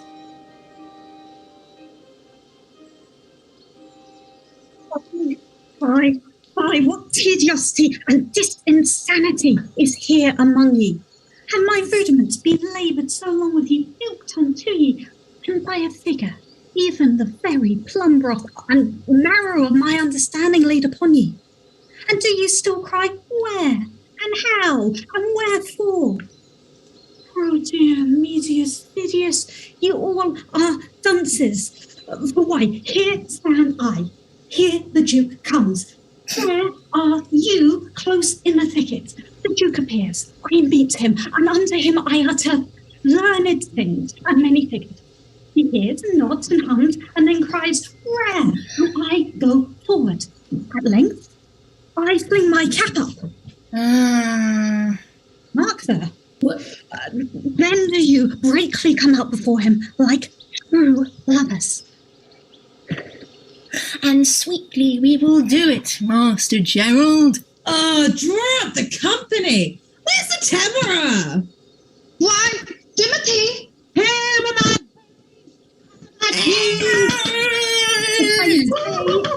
their women? Well, here's Fraser Maudlin. Oh, and little loose with the dancing legs and bouncing Barbary. And freckled now that Neville failed her master. Where be your ribbons, mates? Swim with your bodies. Carry it sweetly and deliberately, and now and then a favour and a frisk. Let us alone, sir. Where's the rest of the music? Dispersed as you commanded. Couple then, and see what's wanting. Where's the Bavian? My friend, carry your tongue without offence or scandal to the ladies. Yes, sir. What's this? Here is a woman wanting. In we go, Whistle. Well, that's fats in the fire. We have, as learned authors, utter washed attire. We have been fatuous and laboured vainly. Oh, this is that scornful piece, that scurvy hireling that gave her a promise faithfully she would. Yes, Cicely, the Sempster's daughter. Fire, I'll take her. Does she flinch now? What shall we determine, sir? Nothing. Our business has become a nullity. Oh, go thy ways. I will remember thee, and I will fit thee. Borgello came from the south, from the coast of Barbary, and there he met with brave gallants of war, by one, by two, by three. Well hailed, you jolly gallants, and whither now are you bound, eh? Oh, let me have your company till I come to the sound, eh? There was 3 fools fell out about a howlet. One said it was an owl, the other said nay, the third said he was a hawk, and her bells were cut away. There's a dainty mad woman, master, comes in the nick, as mad as a March hare. If we can get her dance, we are made again. I warrant her, she'll do the rarest gambles. Oh, a mad woman, we are made, boys! Are you mad, good woman? I would be sorry else. Give me your hand. Why? I can tell your fortune. You are a fool. Hilton, I have posed him. Buzz. Friend, you must eat no white bread. If you do, your teeth will bleed extremely. Now we dance, ho. I know you. You're a tinker. Sarah, tinker. Stop no more holes but what you should. You know, Bonnie, a tinker damsel. Or a conjurer. Raise me a devil now and let him play keep passer. Oh, the bells and bones. Go take her, strike up and lead her in. Oh, come, lass, let's trip it. I'll lead. Do. persuasively and cunningly. Away, boys, I hear the horns. Give me some meditation and mark your cue. First, inspire me. This way the stag took. Stay and edify. What have we here? Some country sport upon my life, sir. Thou doughty Duke, all hail, sweet ladies. This is a cold opening. If you but favour our country pastime maidens, we are a few of those collected here that ruder tongues distinguish villager and the severity and not to fable. We are a merry rout, or else a rabble, or company, or by bigger chorus that for thy dignity or dance a morris. And I that am rectifier of all by title pedagogists that let fall do here present this machine of frame, and dainty Duke whose doughty dismal frame from this to Daedalus, from post to pillar is blown abroad.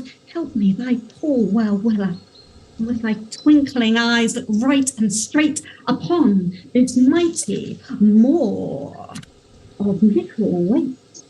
Yes, now comes in, which being glued together makes Morris. And of course that we came hither, the body of our sport of no small study. I first appear, though rude and raw and muddy, to speak before thy noble grace this tenor, at whose great feet I offer up my penner. Come many others that make of a dance, say I, and all shall presently advance.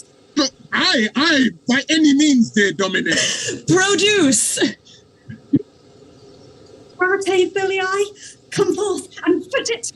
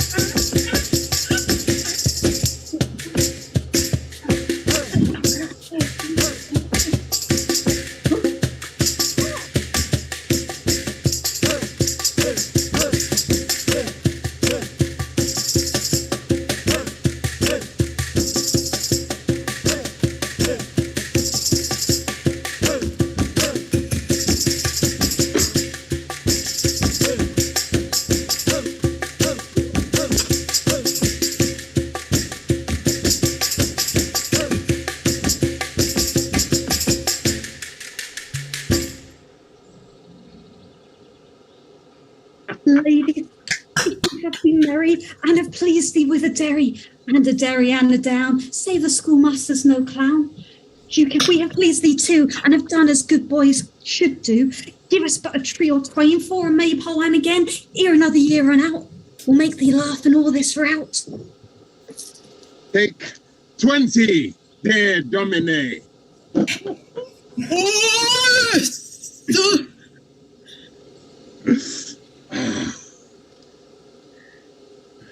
How does my sweetheart?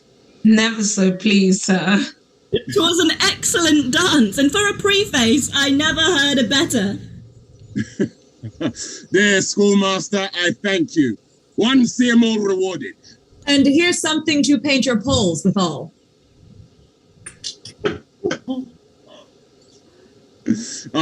Now to our sports again. May the stag thou huntst stand long, and my dogs be swift and strong.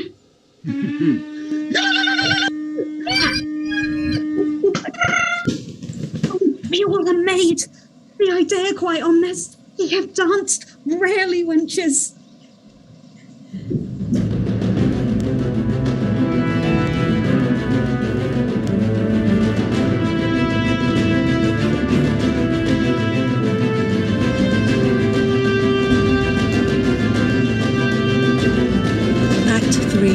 Scene 6. Another part of the forest near Athens.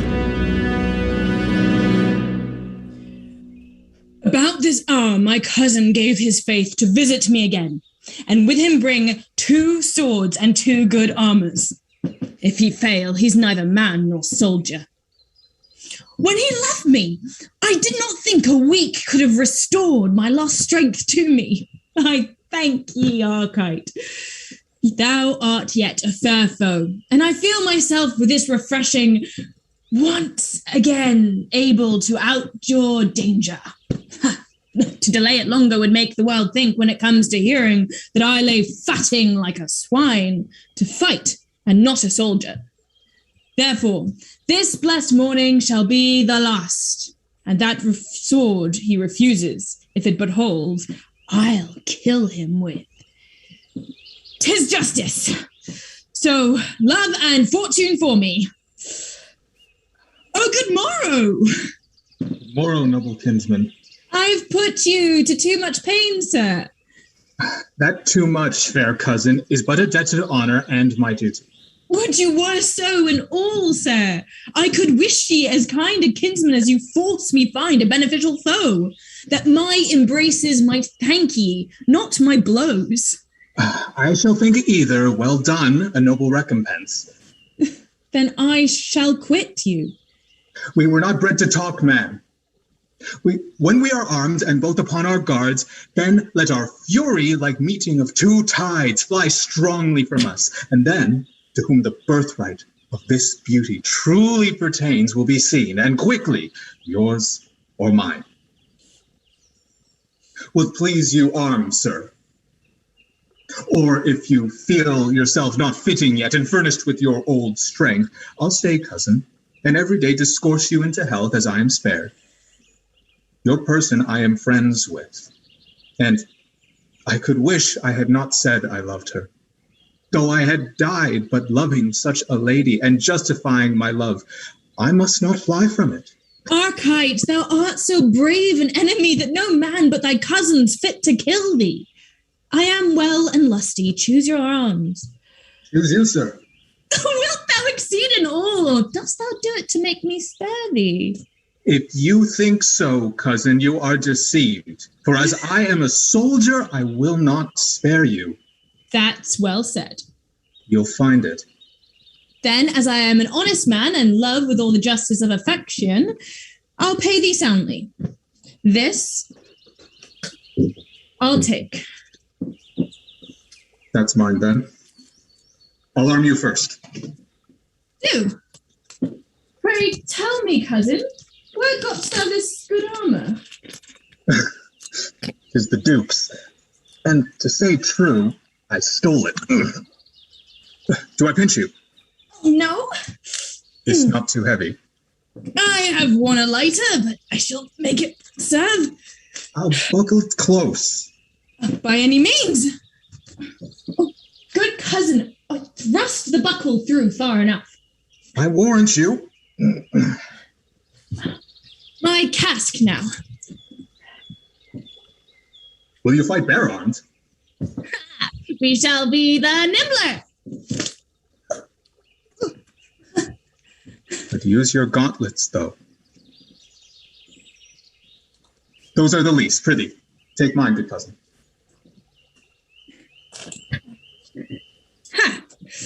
Thank you, Archite. How do I look? Am I much fallen away? Faith, very little. Love has used you kindly. I'll warrant thee, I'll strike home. Do, but spare not. I'll give you cause, sweet cousin. Now to you, sir. Oh, methinks this armour's very like that, Archite. Thou were King fell, but lighter. That was a very good one. And that day, I well remember, you outdid me, cousin.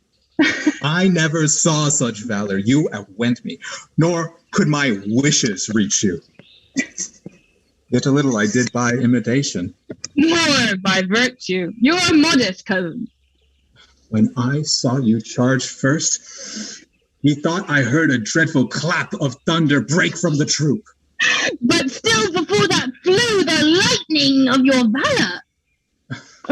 Stay a little. Is not this piece too straight?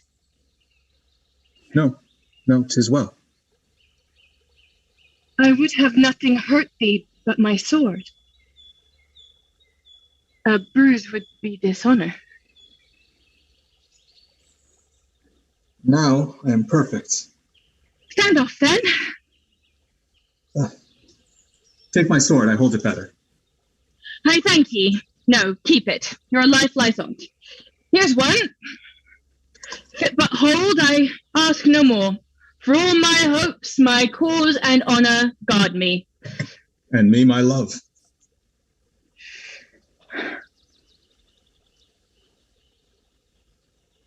Is there aught else to say? This only, and no more. Thou art mine aunt's son, and that blood which we desire to shed is mutual. In me thine, and in thee mine. My sword is in my hand, and if thou kill'st me, the gods and I forgive thee. If there be a place prepared for those that sleep in honor, I wish his weary soul that falls may wint. Fight bravely, cousin. Give me thy noble hand. Here, Palamon. This hand shall never more come near thee with such friendship. I commend thee. Once more, farewell, my cousin. Farewell, Archite.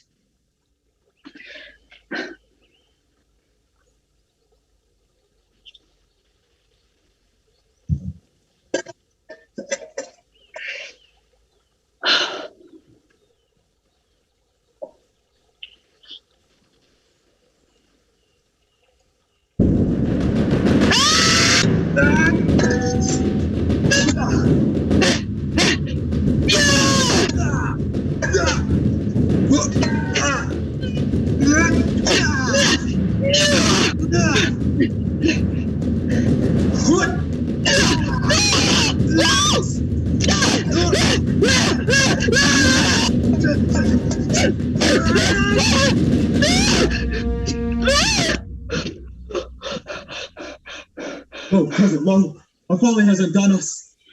Why? This is the Duke of Hunting, as I told you. If we be found, we are wretched. Oh, retire! If you be seen, you perish instantly for breaking prison, and I, if you reveal me, for my contempt. No, cousin, no! I will no more be hidden, nor put off this great adventure to a second trial. I know your cunning. Then come. What can come? Have at thy life!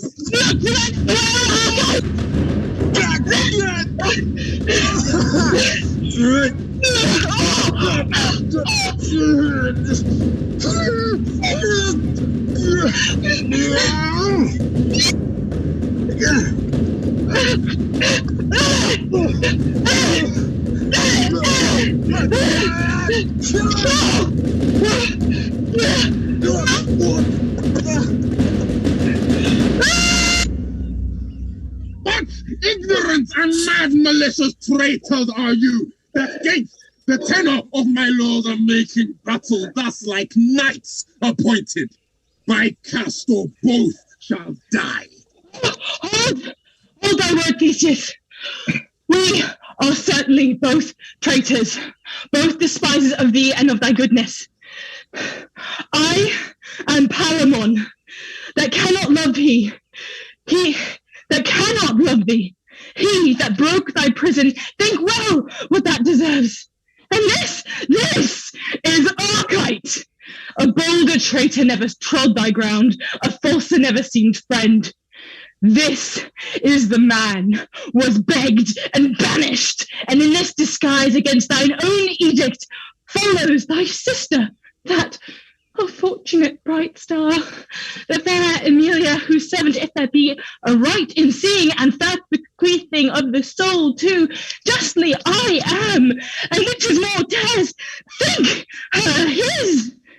This treachery, like a most trusty lover, I called him now to answer. If thou beest as thou art spoken, great and virtuous, the true decider of all injuries, say, fight again, and thou shalt see me, Theseus, do such a justice, though thyself wilt cry, thou thyself wilt envy.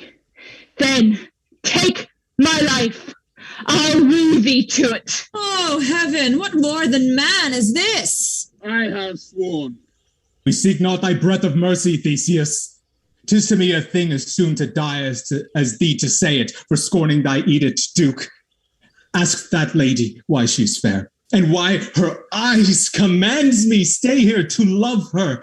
And if she say traitor, I am a villain fit to lie unburied. Thy lips do move, and yet we hear thee not. Thou shalt have pity of us both, O Theseus, if unto neither thou show mercy. Let's die together at one instant, Duke.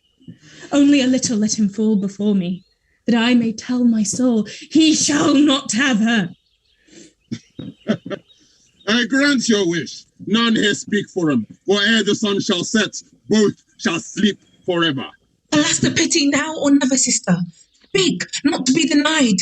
That face of yours will bear the curses else after ages for these lost cousins. In my face, dear sister, I find no anger to him, nor to ruin. The misadventure of their own eyes kills them, yet that I will be woman and have pity. My knee shall grow to the ground, but I'll give mercy. Help me, dear sister, in a deed so virtuous the powers of all women will be with us. Most royal brother. Sir, by our tie of marriage. By your own spotless honour. That faith, that fair hand and that honest heart you gave me. By that you would have pity in another, by your own virtues infinite. By valour, by all the chaste knights I have ever pleased you. These are strange conjurings. Nay, then, I'll in too. By all our friendship, sir, by all our dangers. By that you would have trembled to deny a blushing maid. By your own eyes, by strength, in which you swore I went beyond all women. Almost all men, and yet I yielded, Theseus. To crown all this by your most noble soul, which cannot want due mercy, I beg first. Next, hear my prayers. Let me entreat, sir. For mercy. Mercy. Mercy on these princes. Ye make my faith real. Say, I felt compassion for them both. How would you place it? Upon their lives, but with their banishments. You are a right woman, sister. You have pity, but want the understanding where to use it. If you desire their lives, invent a way safer than banishment. Can these two live and have the agony of love about them and not kill one another? Every day they'll fight about you. Hourly bring your honor into public question with their swords. Be wise then, and here forget them. It concerns your credit and my oath equally. Oh, my noble brother, that oath was rashly made, and in your anger your reason will not hold it. If such vows stand for express will, all the world must perish.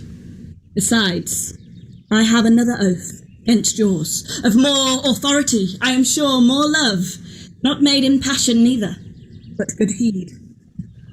What it is, sister? Urge it home, brave lady. That you would never deny me anything fit for my modest suit and your free granting. I tie you to your word now. If ye fall in't, think how you maim your honour, for now I am set a-begging, sir. I am shut to all but your compassion, how their lives might breed the ruin of my name. Opinion, shall anything that loves me perish for me? Not were a call of wisdom. Do men prune the straight young boughs that blush with thousand blossoms because they may be rotten?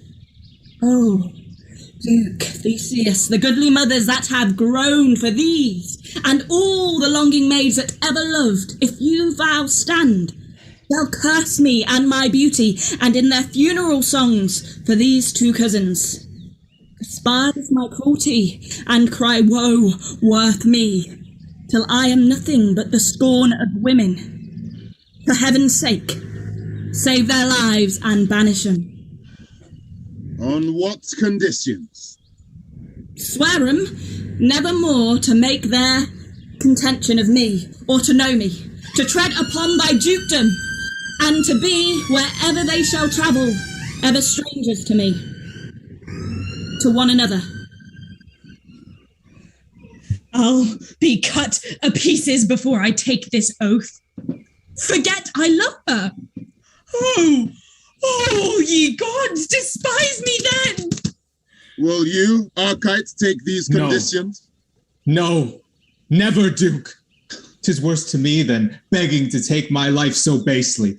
Though I think I shall never enjoy her, yet I'll preserve the honor of affection and die for her, make death a devil. What may be done? For now, I feel compassion. Let it not fall again, sir. Say, Amelia, if one of them were dead, as one must, are you content to take the other to your husband? They cannot both marry you. They are princes, as goodly as your own eyes, and as noble as ever fame yet spoke of. Look upon him, and if you can love, end this difference. I give consent. Are you content too, princes? With all our souls. He that she refuses must then die. Any death thou canst invent, Duke. Make choice, then. I cannot, sir.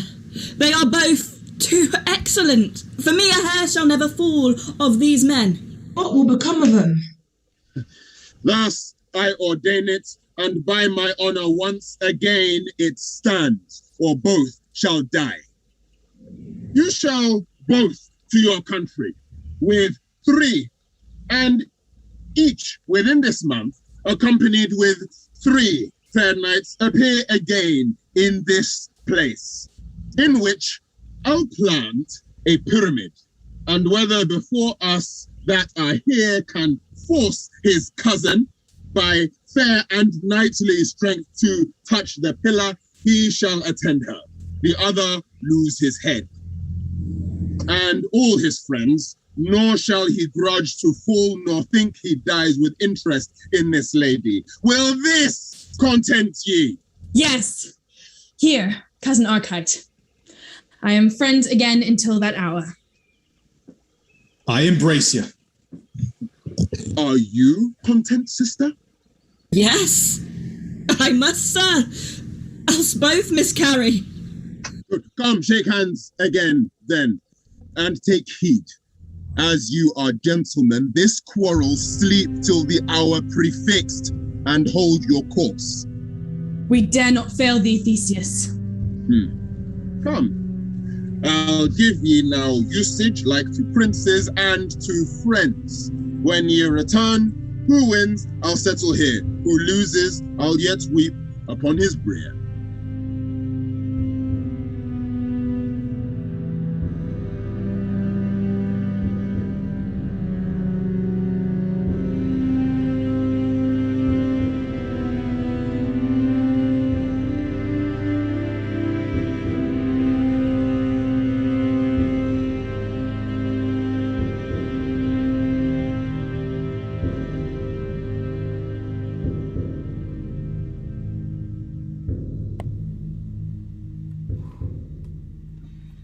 Groundlings, this is your 5-minute interval. You now have 5 minutes to refresh your drinks, refresh yourselves, and prepare for the second half.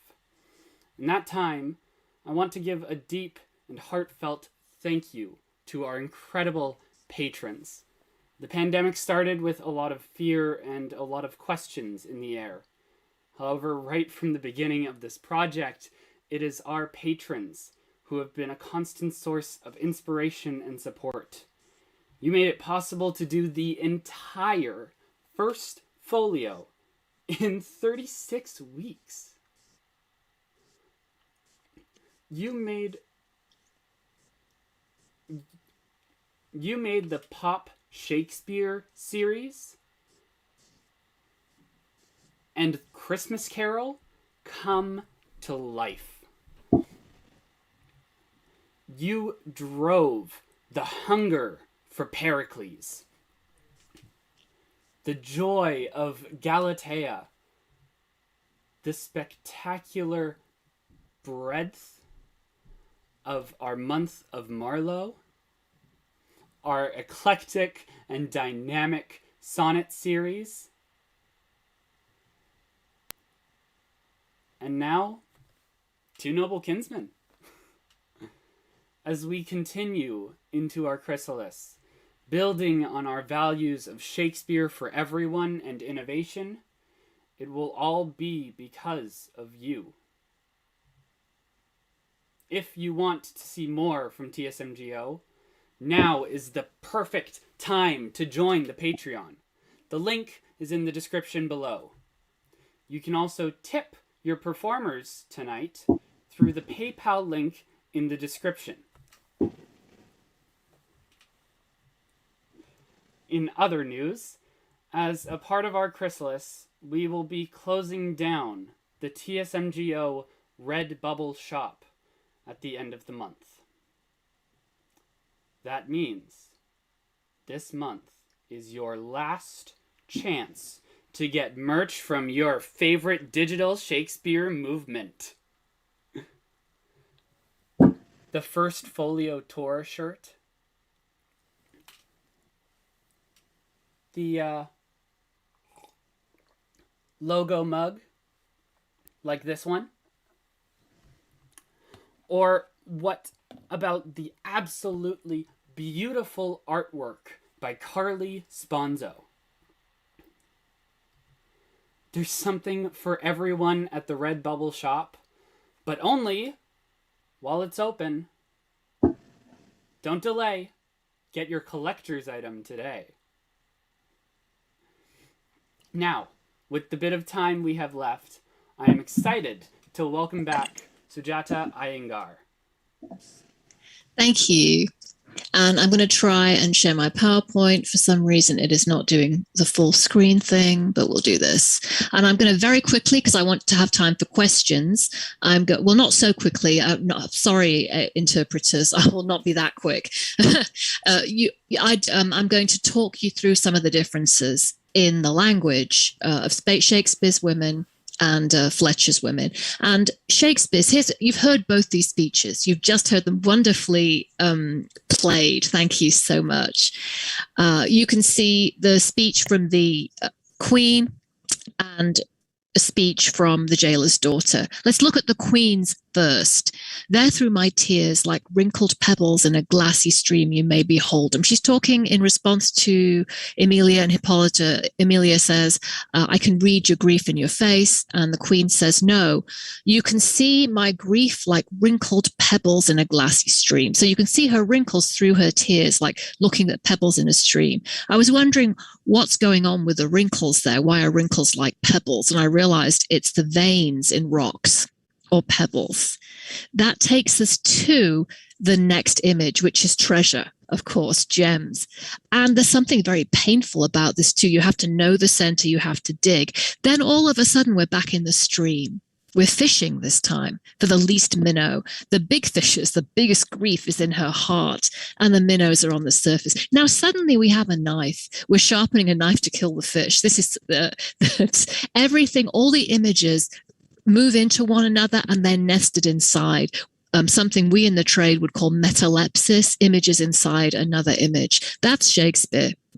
We start the next one, the jailer's daughter, with one image. 'Tis odds, she says.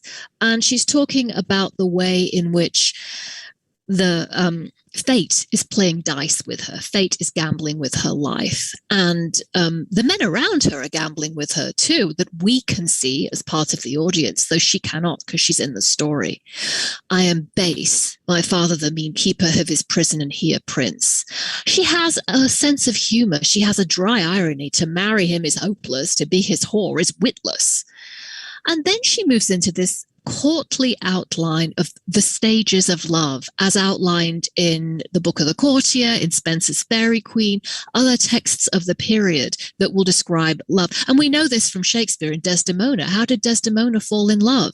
She saw him, she pitied him. So here, first I saw him, thought he was a goodly man. Next, I pitied him. Then I love him, extremely loved him, infinitely loved him. And yet she's still self-aware. Why him? Love is blind. He had a cousin, fair as he too. And this is Fletcher's specialty. Ordinary women in extraordinary plights, often created by men. I'm ready. If we have any time, Matt, I'll take live Shakespeare questions. And I want to just rave a bit. Can I just fangirl a bit? I really enjoyed this. The fights were amazing. I loved the frog. If I had known you were going to do the frog for the Bavian, I would have done something different for the intro. So I really have been enjoying this. And and I love our heroines. Both of them are so strong. And the ensemble work. So anyway, I'll give somebody else a chance now to ask me a question. Thank you so much. That is so kind of you to say. Hasna, I haven't been able to keep an eye on the chat. Have we had any questions come in for Sujata or Eugenia? Not questions for Sujata specifically. Got some very general questions, which might be interesting or not.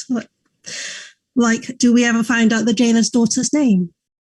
We never do. She's and this is patriarchy at work. Not to keep flogging a dead horse, but it's true, right? That it's that she's always called jailer's daughter or keeper's daughter because that's her identity. I love the pathos in the last speech we just heard, where she sounds a lot like Ophelia, doesn't she? That Ophelia goes mad for similar reasons, that she loses her identity, who she is, when her father dies, and when traditionally she might expect to pass from the care of a father to the care of a husband, that opportunity is denied her. And she goes mad because there's literally no place for her in the world. She's in the forest. She's out of place. If I have a question for the cast, actually, if I'm allowed to do that, and for the person playing the jailer's daughter, what would you call her? Actually, we had a conversation about this where we discussed back and forth. We've often been calling jailer's daughter JD for short. Reminiscent of the 80s movie Heathers, though hopefully not. Oh, that's funny. It's hopefully slightly different in character. And then, if I remember correctly, and Eugenia and Georgia, correct me if I'm wrong, but the performer who's backstage right now taking a well-deserved rest, I think was first said Eliza. Yeah, it was Eliza. So that's sort of what her name is on the inside. On the inside, thank you. It's always fun to know details like that from backstage. To be fair, I suppose you also don't find out the wooer's name, do we? We don't. That's true. We don't find out the woo, because again, he's there as a kind of dramatic function. He's just there as a wooer. But he only has a few lines. Whereas she's really a big role, the jailer's daughter. Brilliant. I think we have time for one more question. Do we have anything come in? If not, I have one for Sujata. There was, I guess it's sort of a question. Someone's written, I've always wondered where the church stood on courtly love triangles. Oh, yes, courtly love triangles. I was thinking about this as I was reading the chat from the cast. The cast are commenting on the bromance, essentially, between Palamon and Arcit. Is that okay to share that in the... Yeah. And so I was thinking there's a critic called René Girard who writes about mimetic desire, the ways in which two young men in this very patriarchal culture will sort of triangulate their desires towards the same woman. I saw her first. No, she's mine. So it's a way simultaneously of kind of wooing each other and through the woman, and at the same time competing in this rivalry, which is the sanctioned way for them to express their relationship and to express being male. Yeah. That's such a cool insight. That's absolutely fascinating. Thank you so much. I thought I'd get tons of questions about green sickness because people are usually very curious about that, but I guess not this time. Well, groundlings, you have time to get your questions in about green sickness for the post-show Q&A. For now, I'm going to invite everyone to join me backstage again. Thank you. Thank you. And please enjoy the second half of The Two Noble Kinsmen.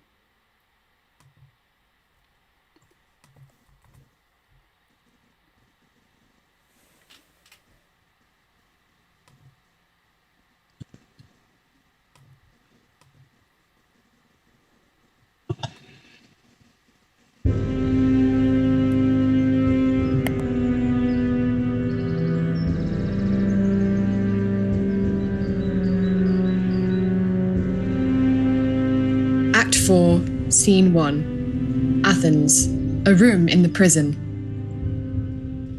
Hear you no more? Was nothing said of me concerning the escape of Palamon? Good sir, remember. Nothing that I have heard, for I came home before the business was fully ended. Yet I might perceive ere I departed a great likelihood of both their pardons. For Hippolyta and the fair-eyed Emily, upon their knees, begged with such handsome pity that Duke methought stood staggering over he should follow his rash oath for a sweet compassion of those two ladies. And to second them, that truly noble Prince Peripheus, half his own heart set in two, that I hope all shall be well. Neither heard I one question of your name or his scape. Pray heaven it holds so. Be of good comfort, man. I bring you news. Good news. They are welcome. Palamon has cleared you and got your pardon and discovered how and by whose means he escaped, which was your daughter's, whose pardon is Booker too, and the prisoner, not to be held ungrateful to her goodness, has given a sum of money to her marriage, a large one, I assure you. Ye are a good man, and ever bring good news. How was it ended? Why, as it should be. They that never begged, but they prevailed, had their suits fairly granted.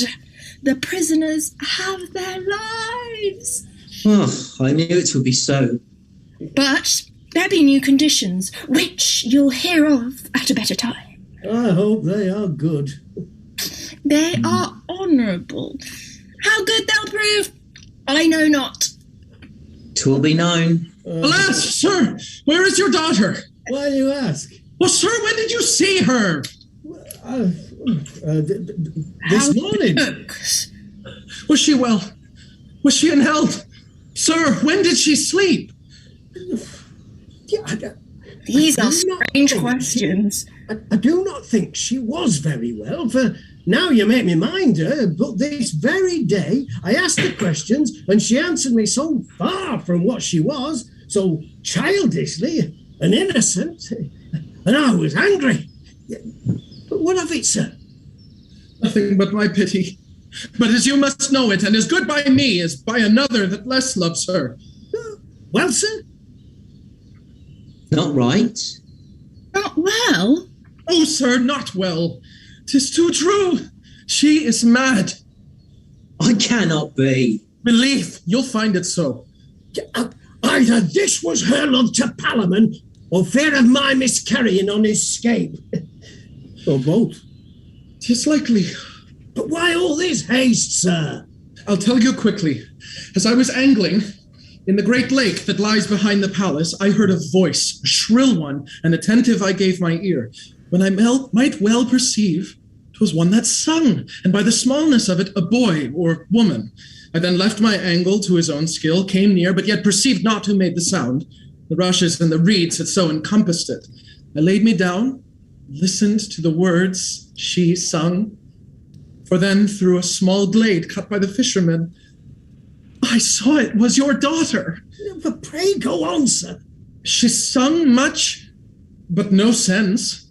Only I heard her repeat this often. Palamon is gone. He's gone to the wood to gather mulberries. I'll find him out tomorrow.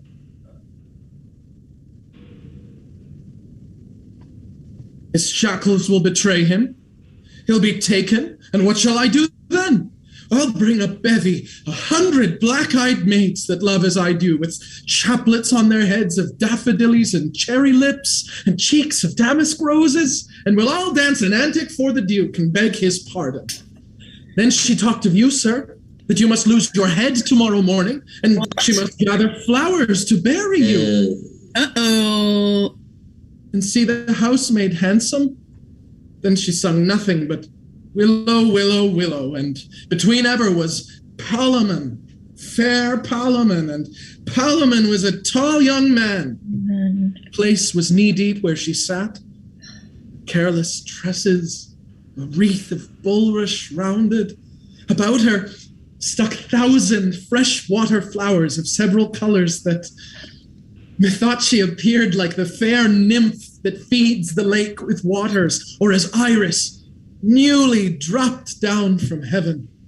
Rings she made of rushes that grew by, and to him spoke the prettiest poses. Thus our true love's tied. Oh, lass, what pity it is. I made into her.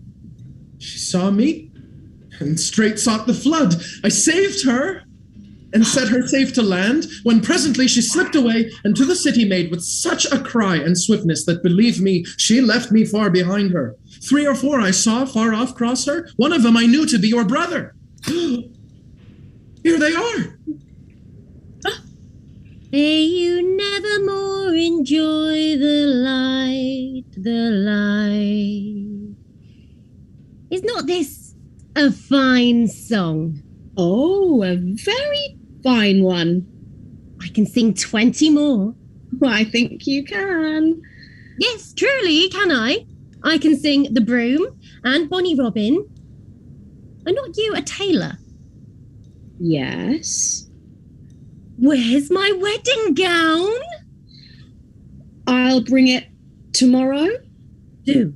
Very really. I must be abroad else, to call the maids and pay the minstrels. Oh, fair, oh, sweet, oh, fair, oh, sweet. You must even take it patiently. It is true.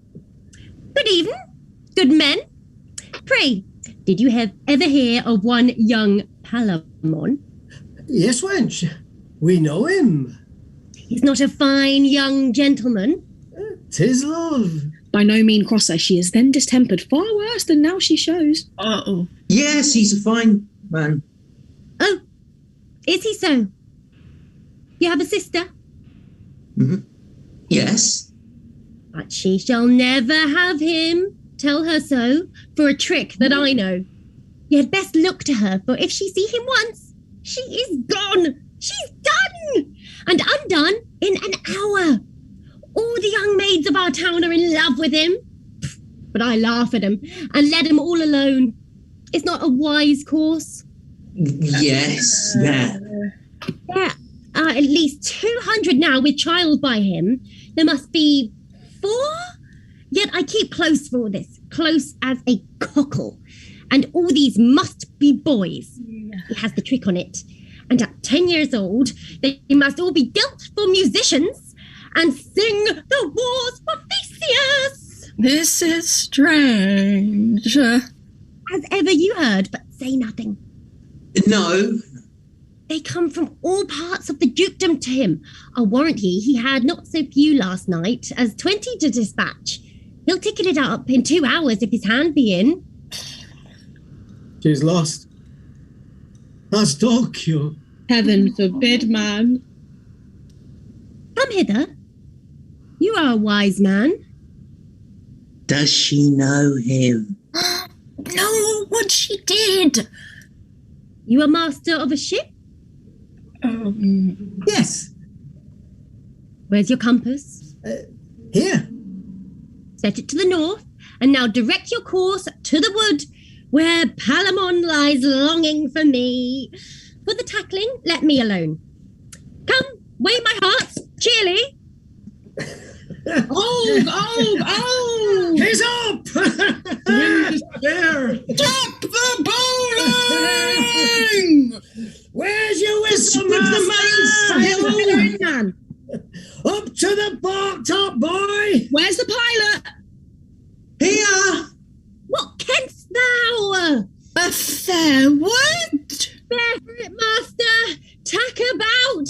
When Cynthia with her borrowed light, ho.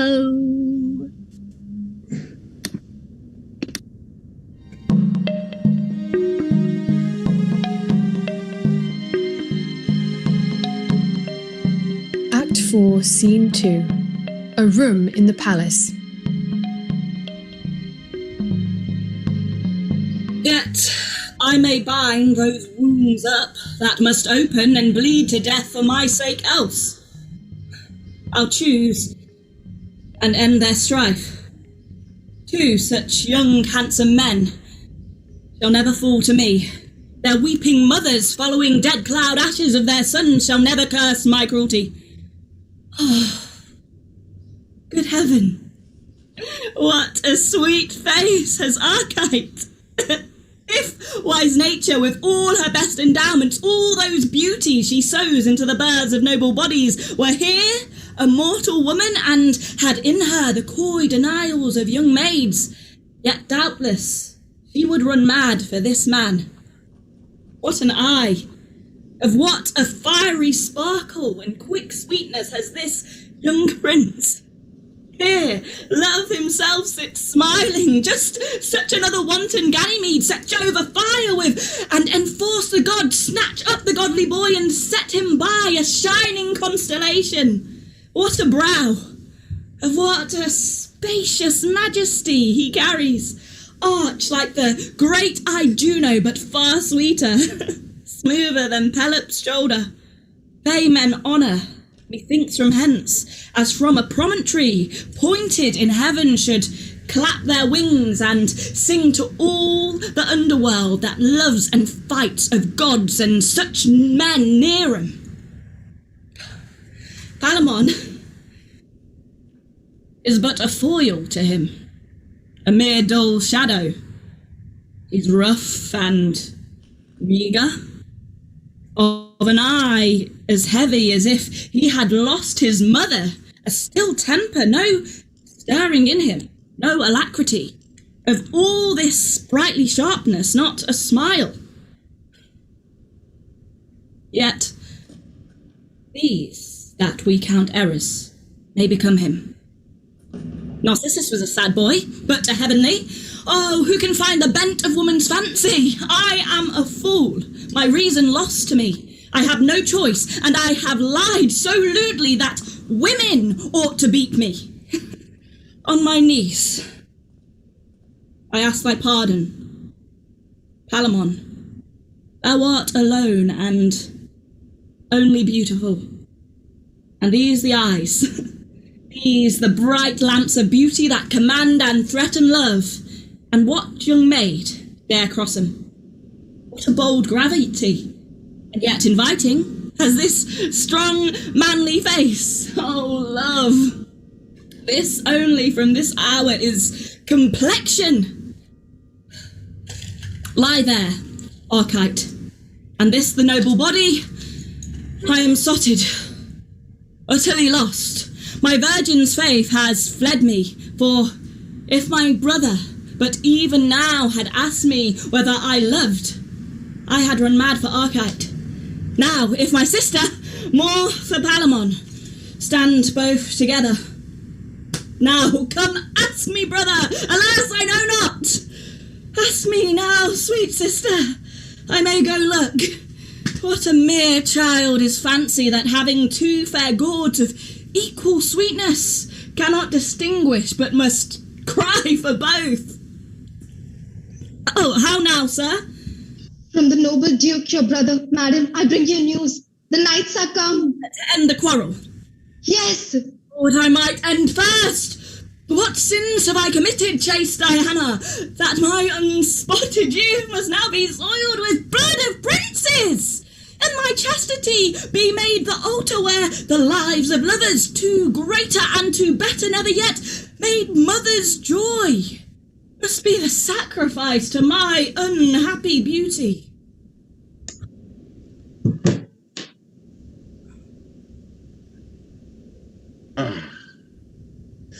Bring him in, quickly by any means. I long to see him. Your two contending lovers are returned, and with them their fair knights. Now, my fair sister, you must choose one. I had rather both, so neither for my sake should fall untimely. Who saw him? I, a while. And I? From whence come you? From the knights! Well, pray speak, for you that have seen them, what they are. I will, sir, and truly what I think, 6 braver spirits than these they have brought, if we judge by the outside, I never saw nor read of. Methinks, being so few and well disposed, they show great and fine art in nature. They are all the sons of honor. Oh, now as I have a soul, I long to see him. Lady, you shall see men fight now. I wish it, but not the cause, my lord. They would show bravely about the titles of 2 kingdoms. This pity love should be so tyrannous. Oh, my soft-hearted sister, what think you? Weep not till they weep blood. Wench, it must be. Come, I'll visit them. I cannot stay. Their fame has fired me so. Till they appear. Good friend, be royal. There shall want no bravery. Poor wench, go weep for whosoever wins, loses a noble cousin for thy sins.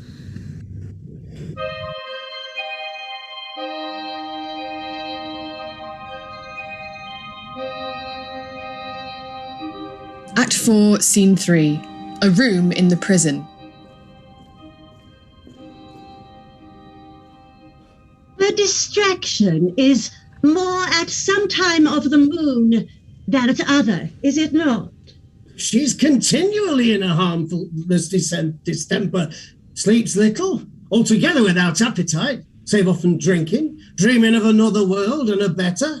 And what broken piece of matter soe'er she's about, the name Palamon lards it. That she farces every business withal, fits it to every question. Look, where she comes. You shall perceive her behaviour. I have forgot it quite. The burden on it was down A, and penned by no worse man than Geraldo, Amelia's schoolmaster. He's as fantastical, too, as ever he may go upon's legs, for in the next world will Dido see Palamon, and then will she be out of love with Aeneas. What stuff's here? Poor soul. Even thus all day long. Now, for this charm that I told you of, you must bring a piece of silver on the tip of your tongue. Or no fairy. Then, if it be your chance to come where the blessed spirits, as there's a sight now, we maids that have our livers perished, cracked to pieces with love, we shall come there and do nothing all day long but pick flowers with Proserpine. Then will I make Palamon a nosegay, then let him mark me, then will I... Prettily, she is a miss. Note her a little further. Faith, I'll tell you, sometime we go to the barley break, we of the blessed. Alas, 'tis a sore life they have in the other place. Such burning, frying, boiling, hissing, howling, chattering, cursing. Oh, they have shrewd measure. Take heed, if one be mad, or hang, or drown themselves, thither they go. Jupiter bless us! And there shall we be put in a cauldron of lead and usurer's grease, amongst a whole million of cut-purses, and there boil like a gammon of bacon that will never be enough. How her brain coins. Lords and courtiers that have got maids with child, they are in this place. They shall stand in the fire up to the navel, and in ice up to the heart. And there the offending part burns, and the deceiving part freezes. In troth, a very grievous punishment, as one would think for such a trifle. Believe me, one would marry a witch to be rid on it, I'll assure you.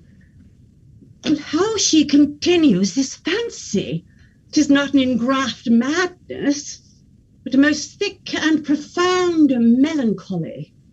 To hear that a proud lady and a proud city wife howl together, I were a beast and I'd call it good sport. One cries, "Oh, this smoke!" The other, "This fire!" One cries, "Oh, that I ever did it behind the arras!" And then howls the other curses, a suing fellow and her garden house. I will be true, my stars, my fate, my true, my stars, my... What think you of her, sir? I think she has a perturbed mind, which I cannot minister to. Oh, alas. What then? Understand you, she ever affected any man ere she beheld Palamon? I was once, sir, in great hope she'd fixed a liking on this gentleman, my friend. I did think so too, and would account I had a great penworth on it to give half my state, that both she and I, at this present, stood unfeignedly on the same terms. The intemperate surfeit of her eye has distempered the other senses. They may return and settle again to execute their preordained faculties, but they are now in a most extravagant vagary. This you must do. Confine her to a place where the light may rather seem to steal in than be permitted. Take upon you, young sir, her friend, the name of Palamon. Say you come to eat with her, and to commune of love. This will catch her attention. For this her mind beats upon. Other objects that are inserted between her mind and eye become the pranks and friskings of her madness. Sing to her such green songs of love as she says Palamon hath sung in prison. Come to her, stuck in as sweet flowers as the season is mistress of, and thereto make an addition of some other compounded odours that are grateful to the sense. All this shall become Palamon, for Palamon can sing, and Palamon is sweet, and every good thing. Desire to eat with her, carve her, drink to her, and still among your petition of grace and acceptance into her favour, intermingle, learn what maids have been her companions and playfares, and let them repair to her with Palamon in their mouths, and appear with tokens, as if they were suggested of him. It is a falsehood she is in, which is with falsehoods to be combated. This may bring her to sleep, to eat, and to reduce what is now out of square in her into their former law and regiment. Let us put this into execution and hasten to success, which I no doubt will bring forth comfort.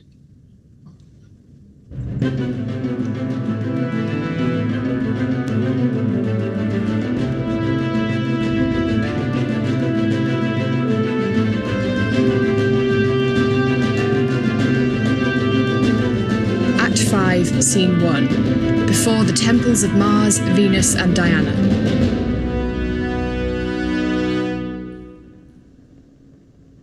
Now let them enter, and before the gods tender their holy prayers. Sir, they enter. You, valiant and strong-hearted enemies, lay by your anger for an hour, and dove-like before the holy altars of your helpers, the all-feared gods, bow down your stubborn bodies. I'll leave you to your prayers, and betwixt ye, I part my wishes. Honor crown the worthiest. The glass is running now that cannot finish till one of us expire. Think you but thus, that were there aught in me which strove to show mine enemy in this business, Were it one eye against another, arm oppressed by arm, I would destroy the fender, cuz. I would, though parcel of myself. Then from this gather how I should tender you. I am in labor to push your name, your ancient love, our kindred, out of my memory, and in the self-same place to seek something I would confound. You speak well. Before I turn, let me embrace thee, cousin. This I shall never do again. One farewell. Why, let it be so. Farewell, cuz. Farewell, sir.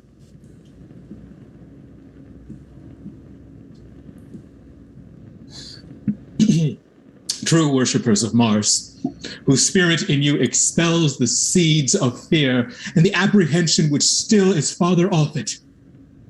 Go with me before the god of our profession.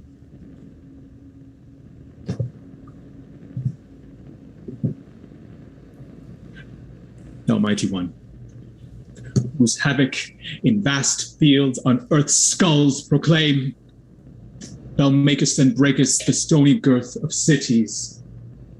Me, thy pupil, youngest follower of thy drum, instruct this day with military skill, that to thy laud I may advance my streamers, and by thee be styled the lord of the day.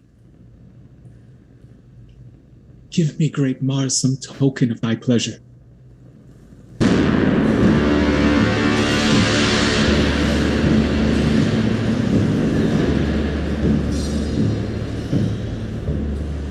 Shaker of o'er-ranked states, thou grand decider of dusty and old titles, I do take thy signs auspiciously, and in thy name to my design march boldly. Let us go.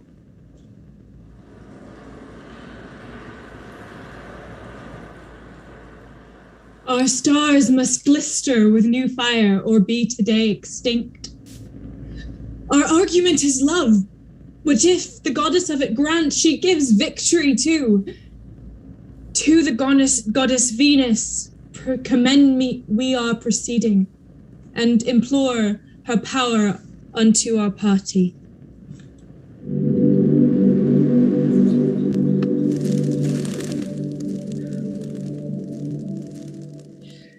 Hail, sovereign queen of secrets, take to thy grace me, thy vowed soldier, who do bear thy yoke, as 'twere a wreath of roses, yet is heavier than lead itself, stings more than nettles.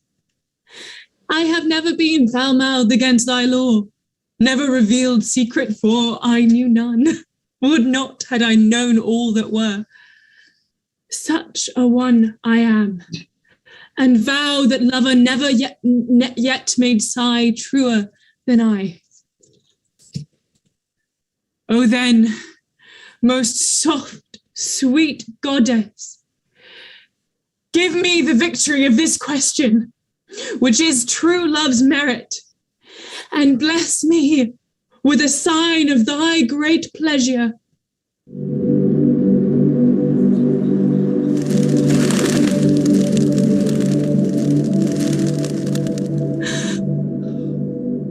I give thee thanks for this fair token, which being laid unto my innocent, true heart, arms in assurance my body to this business. Let us rise and bow before the goddess.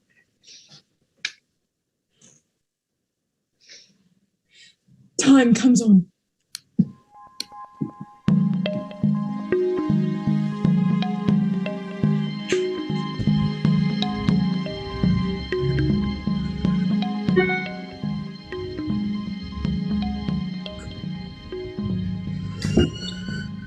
O sacred, shadowy, cold, and constant queen, abandoner of revels, mute, contemplative, sweet, solitary, white as chaste, and pure as wind-fanned snow, who to thy female knights allows no more blood than will make her blush, which is their order's robe. I hear thy priest am humbled for thine altar. Oh, vouchsafe with that thy rare green eye, which never yet beheld thing maculate. Look on thy virgin and sacred silver mistress.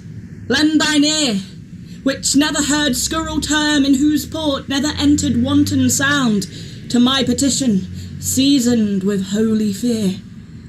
This is my last of vestal office. I am bride-habited, but maiden-hearted. A husband I have pointed, but do not know him. Out of two, I should choose one, and pray for his success. But I am guiltless of election. Of mine eyes, were I to lose one, they are equal precious. I could doom neither. That which perished should go to the unsentenced. Therefore, most modest queen, he of the two pretenders that best loves me and has the truest title in it, let him take off my wheaten garland, or else grant the file and quality I hold, I may continue in thy band.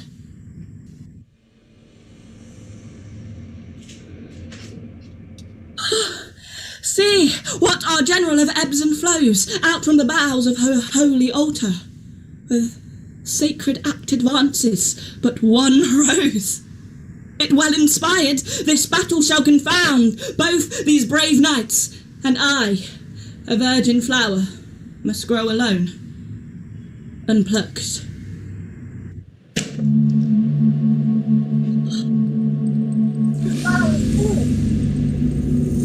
A tree descends. O mistress, thou here dischargest me. I shall be gathered, I think so. But I know not thine own will. Unclasp thy mystery. I hope she is pleased. Her signs were gracious.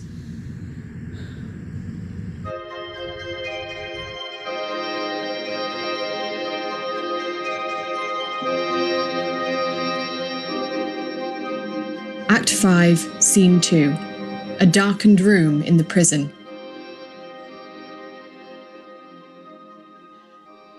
This advice I told you done any good upon her?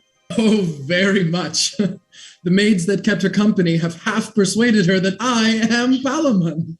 Within this half hour she came smiling to me and asked me what I would eat and when I would kiss her. I told her presently and kissed her twice. 'Twas well done. 20 times had been far better, for there the cure lies, mainly. Then she told me she would watch with me tonight, for well she knew what hour my fit would take me. Well, let her do so. And when your fit comes, fit her home, and presently. She would have me sing. You did so? No. It was very ill done. You should observe her every way. Alas, I have no voice, sir, to confirm her that way. That's all one if you make a noise. If she entreat again, do anything. Lie with her, if she asks you. Oh, there, doctor. Yes, in the way of cure. But first, by your leave, in the way of honesty. Yes, but that's a niceness. Ne'er cast your child away for honesty. Cure her first this way. Then, if she will be honest, she has her path before her. Thank you, doctor. Pray, bring her in. Let's see how she is. I will. And tell her Palamon stays for her. But, doctor, methinks you're in the wrong still. Oh, go to. Your father's a fine fool's, her honesty. We should give her physic till we find that. Why? Do you think she is not honest, sir? How old is she? She's 18. Well, she may be. But that's all one. 'Tis nothing to our purpose. Whate'er her father says, if you perceive her mood inclining that way that I spoke of, videlicet, the way of the flesh. You have me. Yeah, very well, sir. Please her appetite and do it home. It cures her ipso facto, the melancholy humour that infects her. I am of your mind, Doctor. You'll find it so. She comes. Pray, humour her. Come. Your love Palamon stays for you, child, and has done this long hour to visit you. Thank him for his gentle patience. He's a kind gentleman, and I'm much bound to him. Did you never see the horse he gave me? Yes. How did you like him? He's a very fair one. You never saw him dance? No? I have, often. He dances very finely, very comely, and for a jig come cut and long tailed to him, he turns ye like a top. Oh. Fine indeed. He'll dance the Morris 20 mile an hour, and that will founder the best hobby horse, if I have any skill, in all the parish, and gallops to the tune of Lighter Love. What do you think of this horse? I mean, these virtues, I think he might be brought to play at tennis. Alas, that's nothing. Can he read and write too? A very fair hand, and cast himself the accounts of all his hay and provender. That hostler must rise betime that cousins him, you know. You know the chestnut mare the Duke has? Oh, very well. She's horribly in love with him, poor beast. But he is like his master, coy and scornful.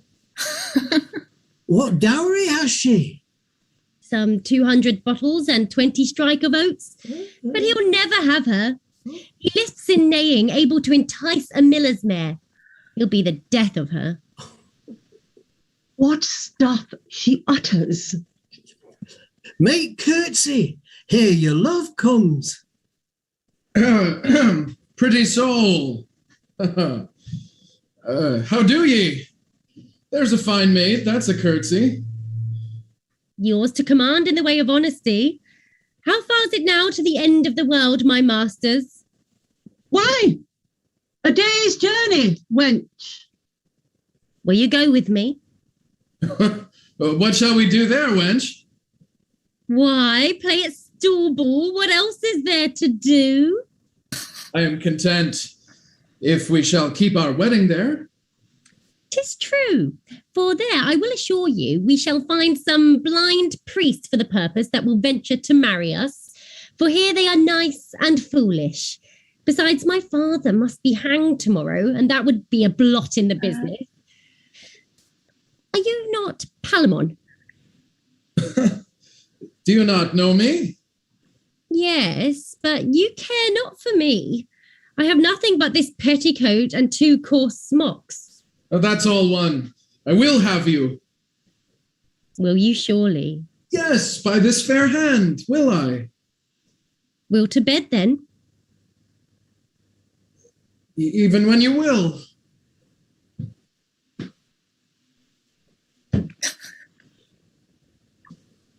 Oh, sir, you fain would be nibbling. Why do you rub my kiss off? 'Tis a sweet one, and will perfume me finely against the wedding. Is not this your cousin, Archite? Oh, yes, sweetheart. And I'm glad my cousin Palamon has made so fair a choice. Do you think he'll have me? Yes, without a doubt. Yes, definitely. Yes. Do you think so too? Yes. We shall have many children. Lord, how you're grown! My Palamon, I hope, will grow too, finally, now he's at liberty. Alas, poor chicken, he was kept down with hard meat and ill lodging, but I'll kiss him up again. What do you hear? You'll lose the noblest sight that ever was seen. Are they in the field? They are. You bear a charge there too. I'll away straight. I must even leave you here. Nay, we'll go with you. I will not lose the fight. How did you like her? I'll warrant you, within these 3 or 4 days, I'll make her right again.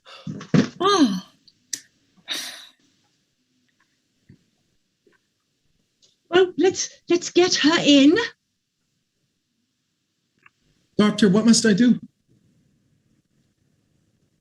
You must not from her, but still preserve her in this way. Let's get her in. Come, my sweet. We'll go to dinner and then we'll play at cards. And shall we kiss too? 100 times. And 20. Aye, and 20. And then we'll sleep together. Take her offer. Yes, Mary, will we? But you shall not harm me. I will not, sweet. If you do, love, I'll cry.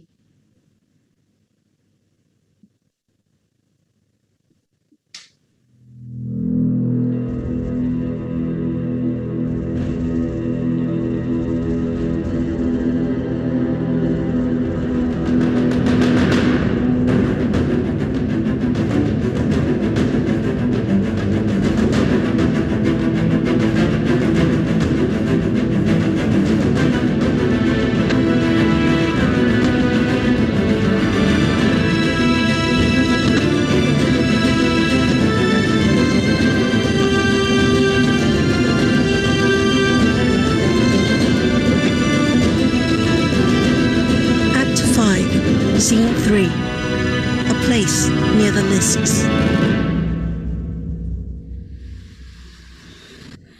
I'll no step further. Will you lose this sight? I had rather see a wren hawk at a fly than this decision.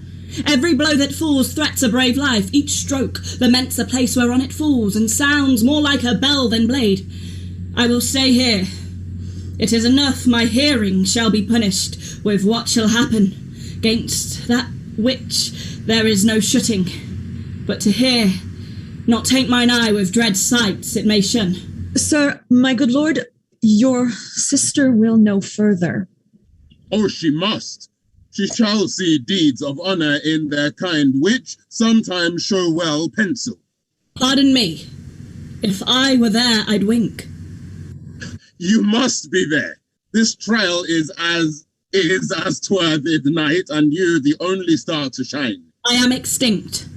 There is but envy in the light which shows the one the other. Darkness, which ever was the dam of horror, who does stand accused of many mortal millions, may even now be casting her black mantle over both, that neither could find other.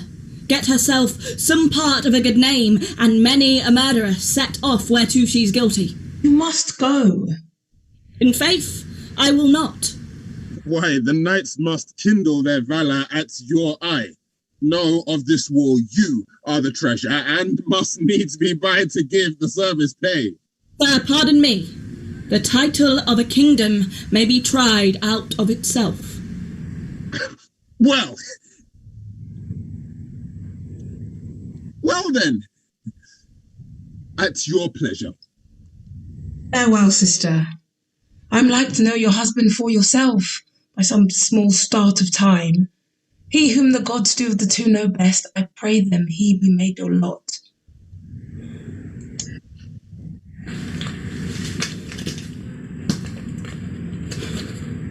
Darkite is gently visaged, yet his eye is like the engine bent or a sharp weapon in a soft sheath. Mercy and manly courage are bedfellows in his visage. Palamon has a most menacing aspect. His brow is graved and seems to bury what it frowns on, yet sometimes 'tis not so, but alters to the quality of his thoughts. Long time his eye will dwell upon his object. Melancholy becomes him nobly. So does Archite's mirth, but Palamon's sadness is a kind of mirth, so mingled as if mirth did make him sad and sadness merry. Those dark humours that thick misbecomingly on others, on him, live in fair dwelling.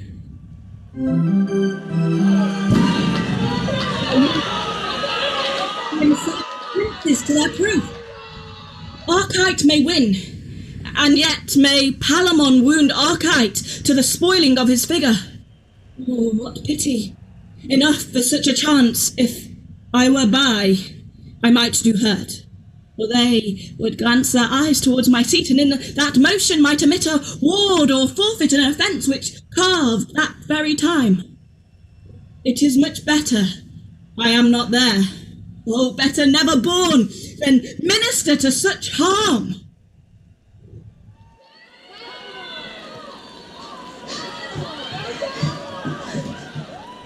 What's the chance? The cries of Palamon.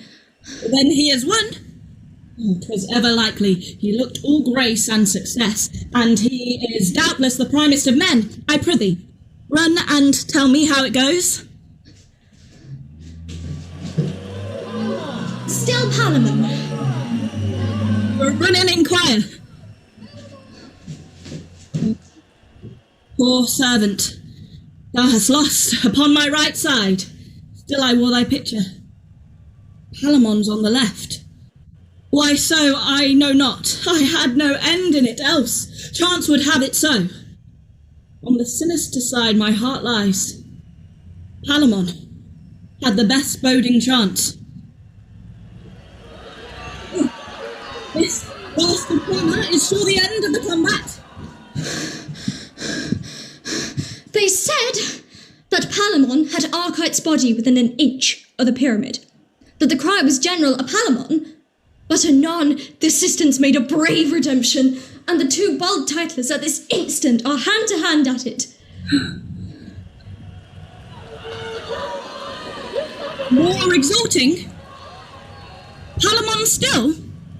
Nay, now the sound is Archite. I prithee, lay attention to the cry, set both thine ears to their business.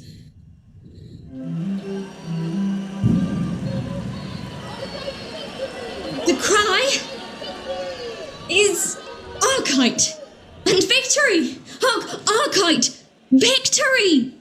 The combat's consummation is proclaimed by the wind instruments. Archite saw that Archite was no babe. God's lid, his richness and costliness of spirit looked through him. It could no more be hid in him than fire in flax, than humble banks can go to law with waters that drift winds force to raging. I did think good Palamon would miscarry, yet I knew not why I did think so.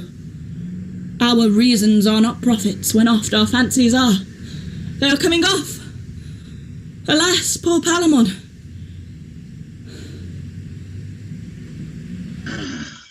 Lo, where our sister is in expectation, yet quaking and unsettled. Fairest Emily, the gods, by their divine arbitrament, has given you this night. He is a good one as ever struck at head. Give me your hands. Receive her, and you, him, be plighted with a love that grows as you decay. Emily, to buy you, I have lost what's dearest to me, save what is bought, and yet I purchase cheaply, as I do rate your value. Oh, beloved sister, he speaks now of as brave a knight as e'er did spur a noble steed. Surely the gods would have him die a bachelor, lest his race should show in the world too godlike. His behavior so charmed me that methought Alcides was to him as sow of lead. Wear the garland with joy that you have won. For the subdued, give them our present justice, since I know their lives but pinch 'em. Let it here be done, the scene is not for our seeing. Go we hence, right joyful with some sorrow. We, Hippolyta, I see one eye of yours conceives a tear, the which it will deliver. Is this winning? Oh, you heavenly powers, where is your mercy? but that your wills have said it must be so, and charge me live to comfort this unfriended, this miserable prince that cuts away a life more worthy from him than all women. I die too. Infinite pity that 4 such eyes should be so fixed on one that 2 must needs be blindfold. So it is.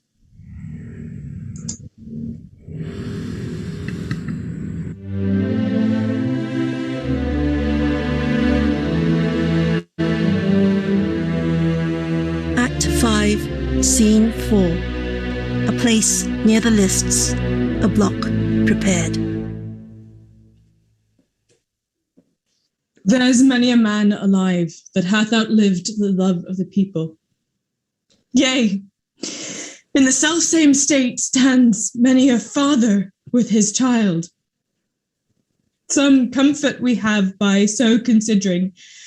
We expire, and not without men's pity. To live still, have their good wishes, we prevent the loathsome misery of age, beguile the gout and rheum that in lag hours attend the grey approachers. We come towards the gods, young and unwappered, not halting under crimes many and stale. That sure shall please the gods sooner than such to give us nectar with them. For we are more clear spirits. My dear kinsmen, whose lives for this poor comfort are laid down, you have sold them too cheap. What ending could be of more content? O'er us the victors have fortune, whose title is as momentary as to us death is certain. A grain of honour they not owe away us.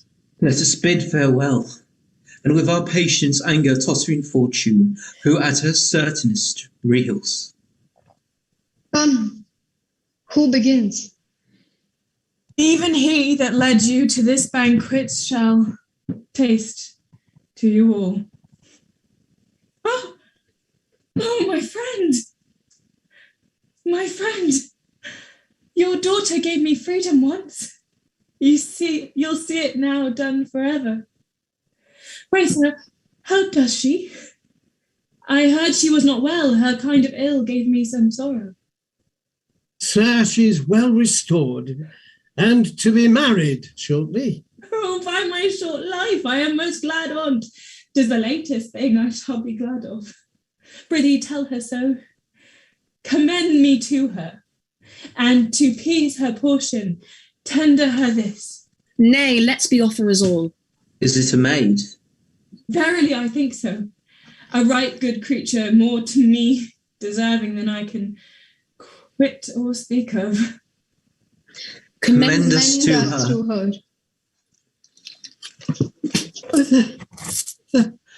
The gods requite you all, and make her thankful. Adieu. And let my life be now as short as my leave-taking. Lead, courageous cousin. We'll follow cheerfully. We'll follow cheerfully. Hold! Hold! Hold! Hold! Hold!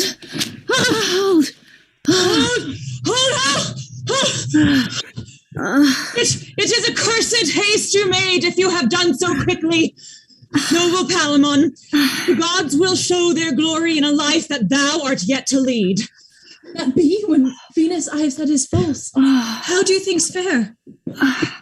Arise, great sir, and give the tidings ear. They are most dearly sweet and bitter. What has waked us from our dream? List then. Your cousin, mounted upon a steed that Emily did first bestow on him, a black one, not a hair worth of white. On this horse is Archite trotting the stones of Athens, which the Colchins did rather tell than trample, for the horse would make his length a mile if it pleased his rider to take pride in him. As he thus went counting the flinty pavement, dancing as 'twere to the music his own hoofs made, For as they say, from iron came music's origin. What envious flint, cold as old Saturn, and like him possessed with fire malevolent, darted a spark, or what fierce sulphur else to this end made, I comment not. The hot horse, hot as fire, took toy at this, and fell to what disorder his power could give his will. Bounds come on end, forgets school doing, being therein trained and of kind manage. Pig-like, he whines at the sharp rowel, which he frets at rather than any jot obeys, seeks all foul means of boisterous and rough jadery to deceit his lord that kept it bravely. When not served, when neither curb would crack, girth break, nor differing plunges disroot his rider whence he grew, but that he kept him tween his legs, on his hind hooves on end he stands, that Archite's legs, being higher than his head, seemed with strange art to hang. His victor's wreath even then fell off his head, and presently backward the jade comes o'er, and his full poise becomes the rider's load.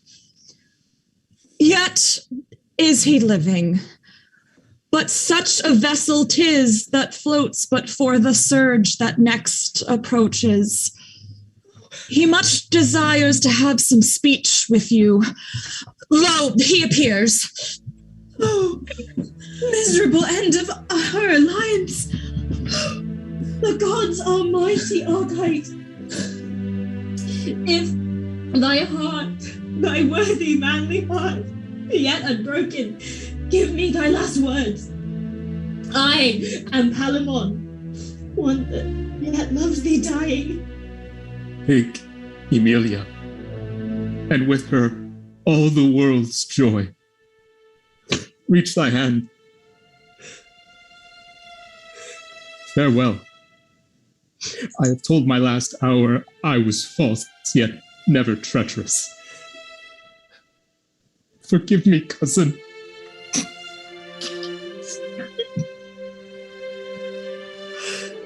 My brave soul, seek Elysium. I'll close thine eyes.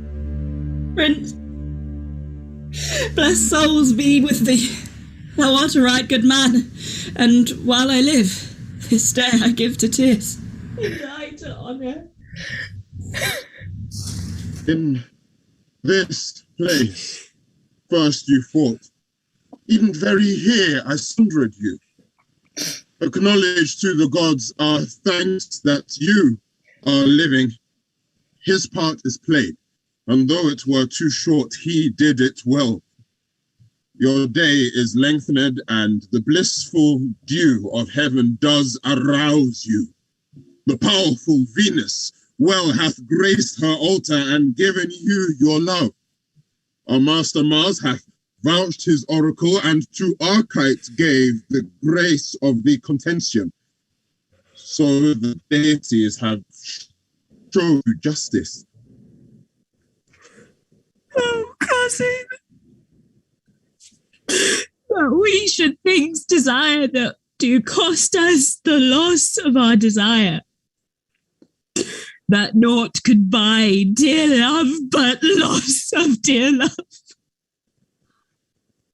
Never did fortune play a subtler game. The conquered triumphs, the victor has the loss. Yet in the passage the gods have been most equal. The gods my justice take from my hand, and they themselves become the executioners. A day or two, let us look gladly and give grace unto the funeral of Archite, in whose end the visages of bridegrooms will put on and smile with Palamon, for whom an hour, but 1 hour since, I was as dearly sorry as glad of Archite, and am now as glad as sorry for him. You heavenly charmers, what things you make of us. For what we lack, we laugh. For what we have, are sorry. Still are children in some kind. Let's go off and bear us like the time.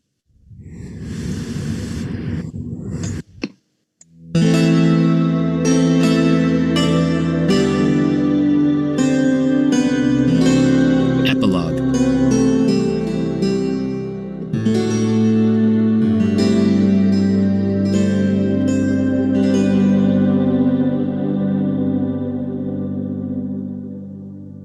I would now ask you how you like the play, but as it is with schoolboys, cannot say. I am cruel fearful. Pray yet stay a while, and let me look upon you. No man smile? Then it goes hard. 'Tis in vain I see ye to stay here. However the worst can come then, now what say ye? Thy lips may move, and yet I hear thee not. And yet mistake me not. I am not bold, we have no such cause. If the tale we have told, for 'tis no other, any way content ye, for to that honest purpose it was meant ye, we have our end. We have our end. We, and all our might, rest at your service. Guys, gals, and genderflux pals. Good night.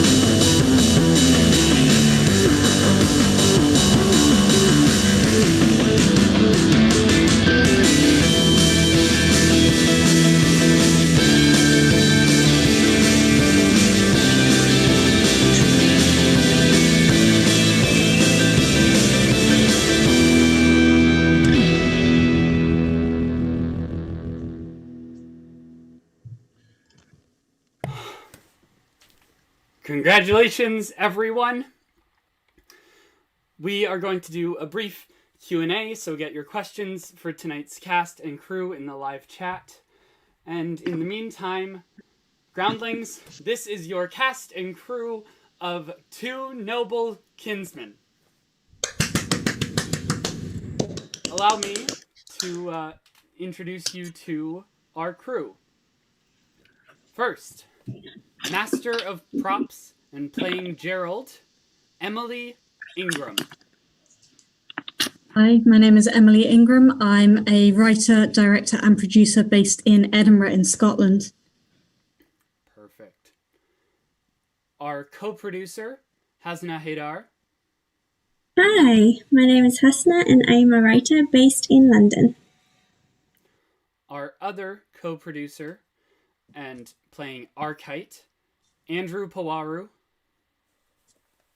Hello, my name is Andrew Sanjay Pawaru, and I'm an actor on the traditional territories of the Wendat, Haudenosaunee, Anishinaabe, and Mississauga of the New Credits First Nation, otherwise known as Toronto, Ontario, Canada. Our Associate Director, Eugenia Lowe. Hi, I'm Eugenia. I am an actor based in London. Our other Associate Director, Georgia Andrews. Hello, friends. I'm Georgia Andrews. I am a theatre director and actor currently based in London. On music and sound, Adam Gibson. Hi, I'm Adam Gibson. I'm a sound designer, composer, and engineer based in London and Scotland. Also on music and sound, Ali Poole. Hello, I am Allie Poole, actor, sound artist, and educator, currently based in Athens, Ohio. Our choreographer, Victoria Ray Sook. Hello, I am Victoria Ray Sook. I am a director, choreographer, and actor. I'm also the artistic director of Food of Love Productions, based out of New York City. Our other associate, or our associate choreographer, Kelsey Moran.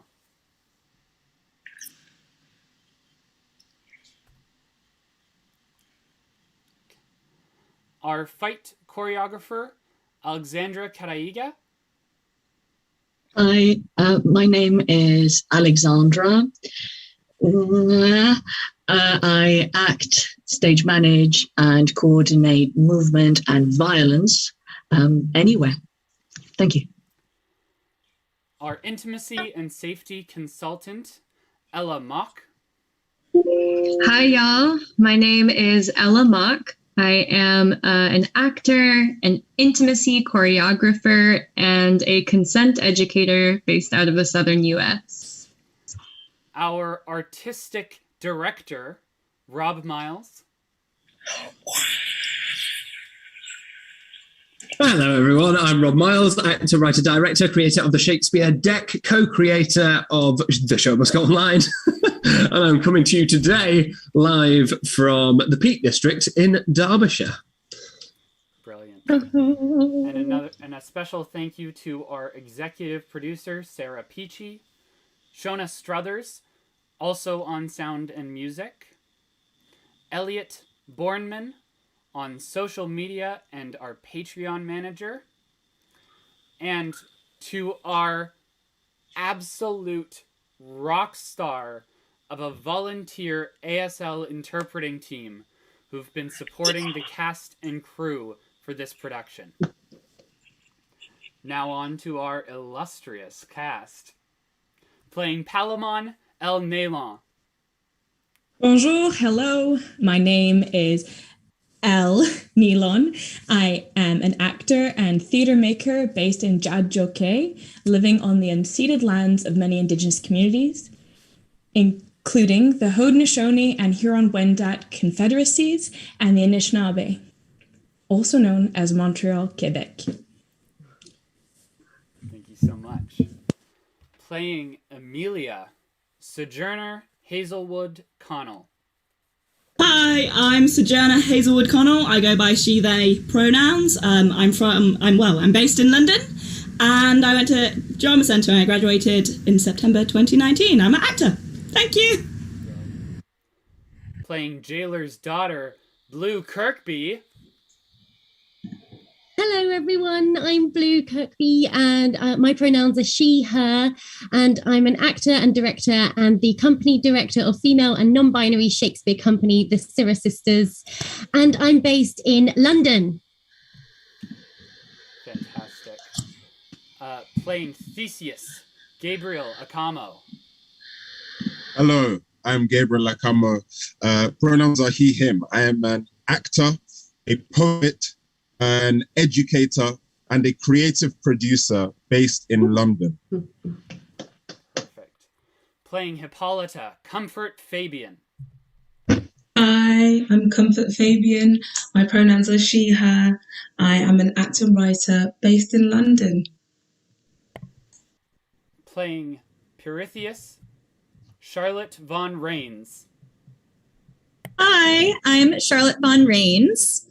I am an actor, dancer, singer, based in previous Muncie, Lenape land, also known as New York City / Brooklyn. Playing Jailer and Ensemble, Leo Atkin. Hi, I'm Leo, a veteran TSMGO and putative great-grandfather based in the heart of rural northwest of England. Playing Wooer, Emilio Vieira. Hello, everyone. My name is Emilio Vieira. My sign name is Emilio. I am a performer, creator, producer, and one of the co-producers of Sudden Spark Collective here in Toronto, Ontario, Canada. And yes, I'm currently on the road to a very important appointment. So thanks for having me and congratulations to all. I'll see you soon. Playing Doctor and Ensemble, Derry Gardner. Hi, I'm Derry Gardner. I'm an actor and singer and a producer, and I'm based in London, UK. Playing First Queen and Ensemble, Huba Toulon. Hello, I'm Heba Toulon.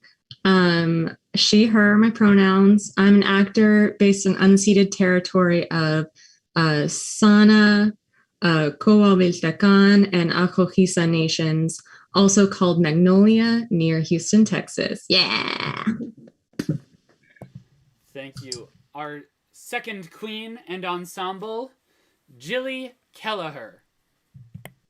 Hello, my name is Jilly Kelleher. I am an actress, writer, and theater practitioner of many hats, currently located in the unceded territory of the Duwamish and Squamish people, otherwise known as just north of Seattle, Washington, and my pronouns are she, her. Playing third queen and ensemble, Angel Dumapius. Hello, my name is Angel Demapius. Pronouns are she, her, actor, dancer, singer based in Southern California, USA. Third time performing with CSMGO, and so excited and grateful to be here and to be a part of the season finale. Playing Amelia's servant and ensemble, Matilda Childs. Hello, I'm Matilda Childs. My pronouns are she, her. I'm an actor and I am from London, UK. Playing Valerius and ensemble, Van Koo. Hi, I'm Van Koo. My pronouns are she, they, and I'm an actor and creative collaborator based in London. Playing boy and ensemble, Annabelle Higgins. Hello, I'm Annabelle Higgins. I'm an artist and actor based in Kent, and it's been wonderful to be a part of this show. Playing first country folk and ensemble, Yaisa Freire Bernat. Hello everyone, my name is Yaisa Freire Bernat. I'm an actor, mover and creator based in London, and thank you for having me, this wonderful cast and production team and everyone, sending love. Playing second country folk and ensemble, Lauren Wilson. Kia ora, I'm Lauren. My pronouns are she, her. I am based in Te Aka'au Maui in Aotearoa, more commonly known as the North Island of New Zealand. And I'm an actor, sound and light designer, and also voiceover actor in a Shakespearean game. Ooh. Playing third country folk and ensemble, Prarthana Kutakar. Hello everyone, my name is Prarthana Kurtarkar and I am an actor, writer and dancer based in Mumbai, India. Playing fourth country folk and ensemble, Harry Fitzpatrick. Hi everybody, my name is Harry Fitzpatrick. My preferred pronouns are he, him. I am an actor and director and the founder and artistic director of Temporal Horizons Theatre, and I am based in Essex. And finally, our two phenomenal swings who, in case of an emergency, were ready to jump on stage in a moment's notice. Give it up for Jed McLaughlin. Hi everyone, my name is Jed McLaughlin. I'm an actor and writer based in London. Woo! And Jacqueline Hume. Hi everyone, I'm Jacqueline Hume, better known as Jackie, and I'm an actor, producer, creator, playwright in the Washington, D.C. area, and creator of Jaillot Théâtre. Perfect. Remember to get your questions in for tonight's cast and crew via the live chat if you haven't already. In the meantime, we've still got time to subscribe down below, check out our Redbubble shop down below, and support us on Patreon, all found in the description below. So, Georgia or Eugenia, have we had any questions come in for our fantastic casting crew? We have. We've had quite a few good questions. Keep them coming, and Eugenia and I will ask them away. First up is a question for the directors. I'd love to know how you all approach heroes behaving in a way that no longer seems ethical to modern sensibilities and keep the audience on side.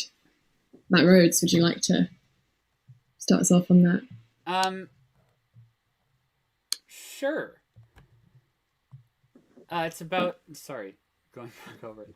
It's about how the ideas have been, my brain has completely ran away from me.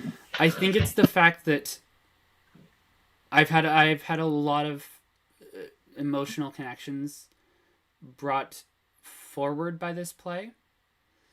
And I think that one of the many things that's come out, both from personal life stuff and into this, is recognizing that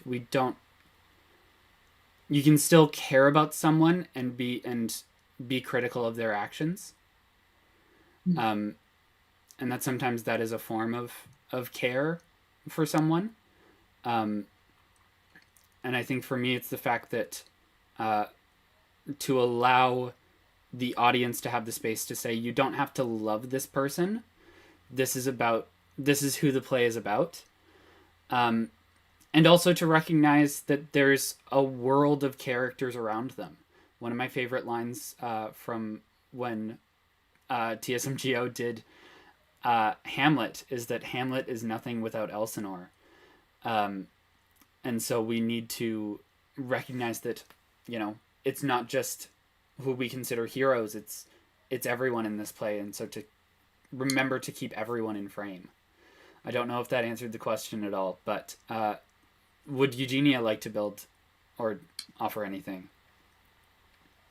Kind of similarly to what you said, it's about making them real people within a context, within the context that they're living in, and the values and philosophies and ideologies, principles of that time that they're living in.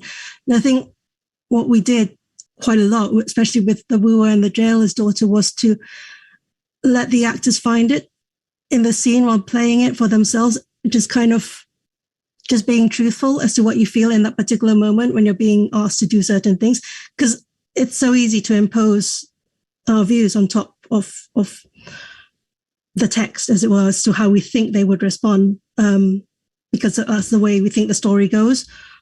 But once you sort of stick human beings in there and they can respond as human beings, but within those particular circumstances, then you get something very different and something hopefully a lot more complex, and which allows you to love a character that you would on paper hate, potentially.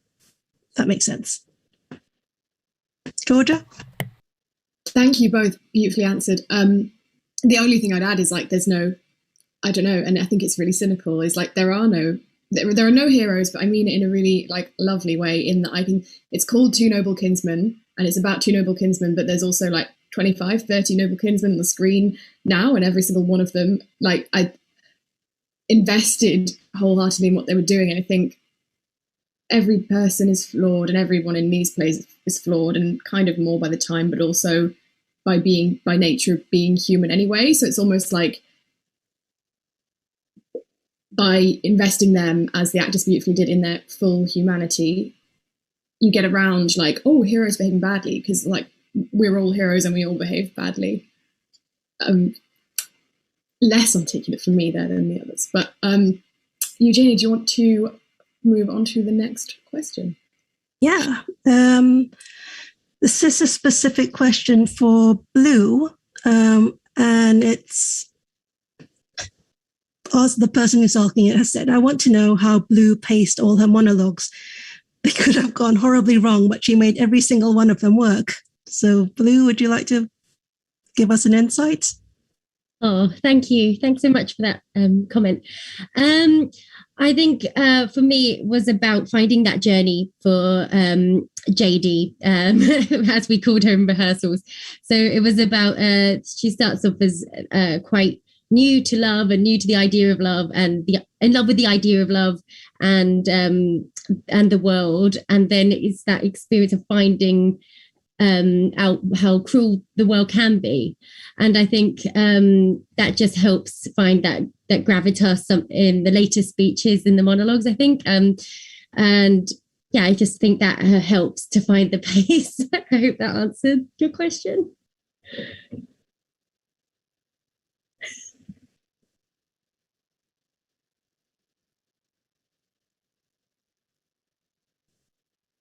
We have another interesting question here around the Two Noble Kinsmen not being the most often performed and not kind of considered one of the like top hits of Shakespeare. That a thing people often say is like, it's all on the page, so like you don't have to do any acting, it's just like all on the page. But this audience member said, well, in this it's not all on the page, there's so much ambiguity. So they're asking, how did this cast and crew like find their interpretations? Does anyone particularly want to speak to that, to those ambiguities and how they brought them to life?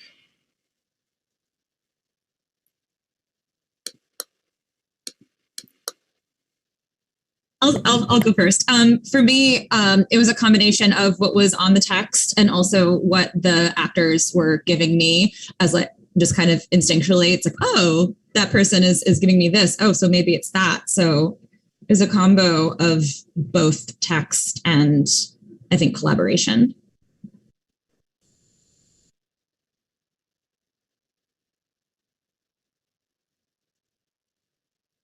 I was going to say, I think there is loads of stuff in the text.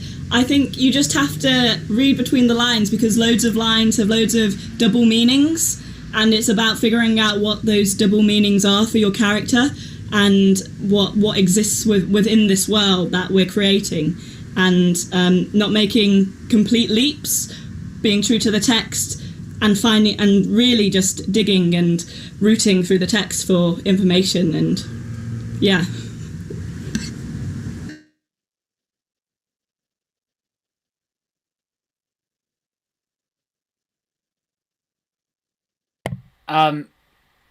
Just to offer some things. Yeah, exactly what everyone's been saying. I think that it's a lot about the fact that words come to life when you are in a Zoom with people. And you realize things once you have two people in a space that I don't think, that I know I didn't fully appreciate as I was reading it. And also, especially when they're like so talented. Like, oh my gosh. Just absolutely phenomenal, this cast, honestly. And so I think it's that collaboration, and it's also the fact that I think it's partially just saying that you can be okay with ambiguity, that there is ambiguity in this play, and there's a lot of questions, but questions mean that we get to explore things. Having hard answers about how things go is fun in its own way, but having this ambiguity and the ability to explore just meant that we got to questions be questions, and I love questions. Gabriel, you had your hand up. Gabriel here. Yes, I did, but I think Harry was going to say something. So I'll let Harry go first if he wants to say what he was going to say.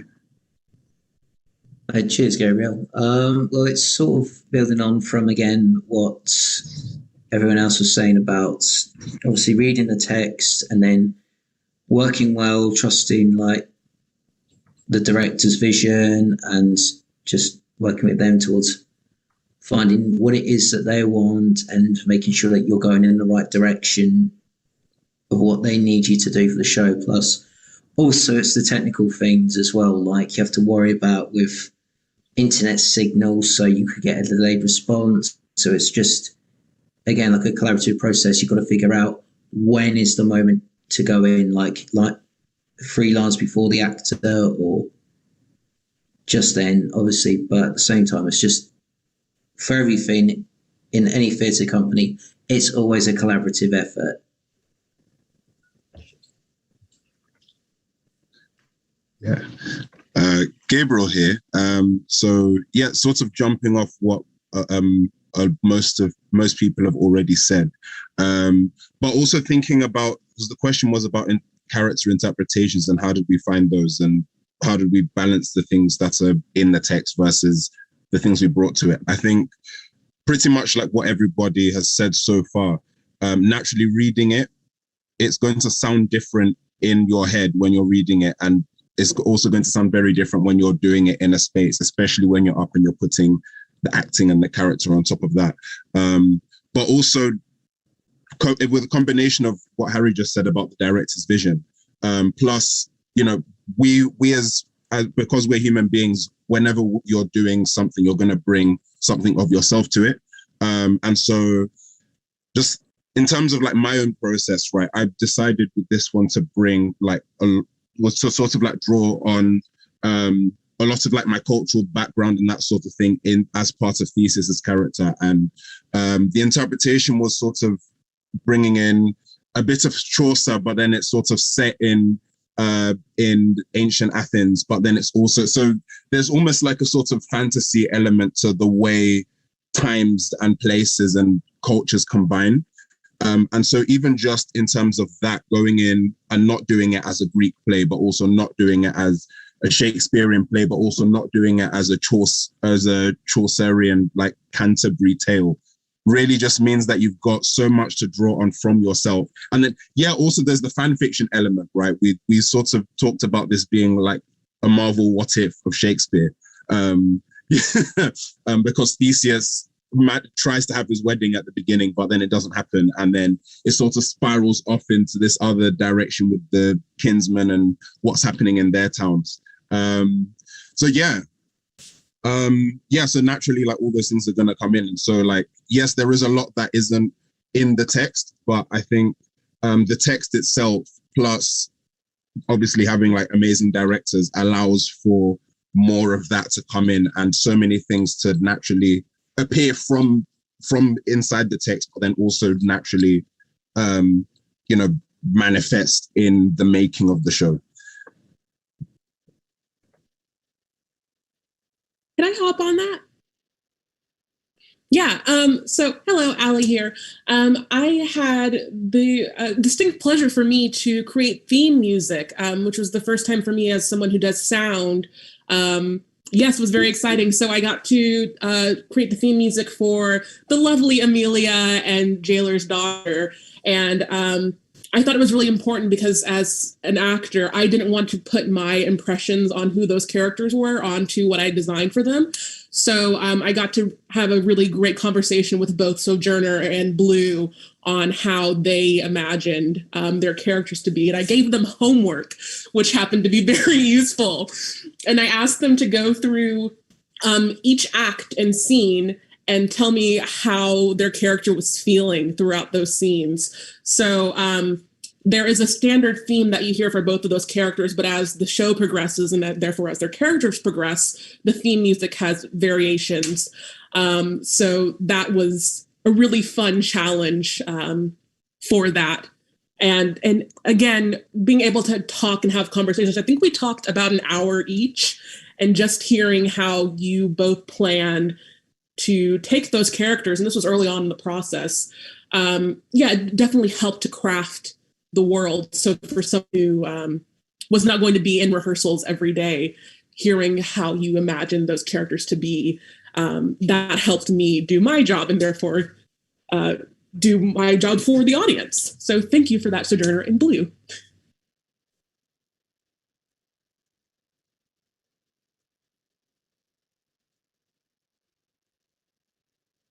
Since I'm Sujata, can I jump in as well, since you're talking about fan fiction?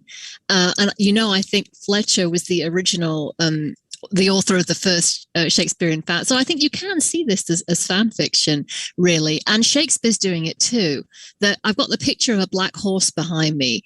because it's a black steed, right, at the very end of the play that ends up killing. I'm going to keep calling him Archite, right? That's how you guys are saying it, yeah. And he gets strangled in his reins. Who knows their Greek drama again? This is from the tragedy Hippolytus.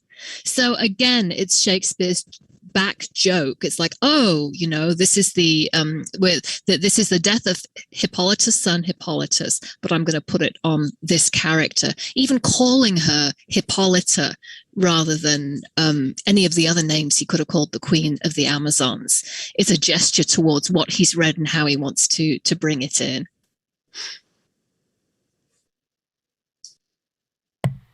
Hi, Matthew here. Brilliant. Thank you, everyone. I think we have a couple of questions left. Eugenia, I think you spotted one for Sujata. Yes, yeah. Eugenia here. This is a question for Sujata. The questioner says, I was wondering if you could speak a little to the varying bounds of consent in early modern literature and how the bed trick worked then versus now. Great question. Challenging question. There is no age of consent, essentially. So you can get married as soon as your parents say you can. It's not like ancient Rome, where from the age of 12, you can be dragged across the threshold by your bridegroom.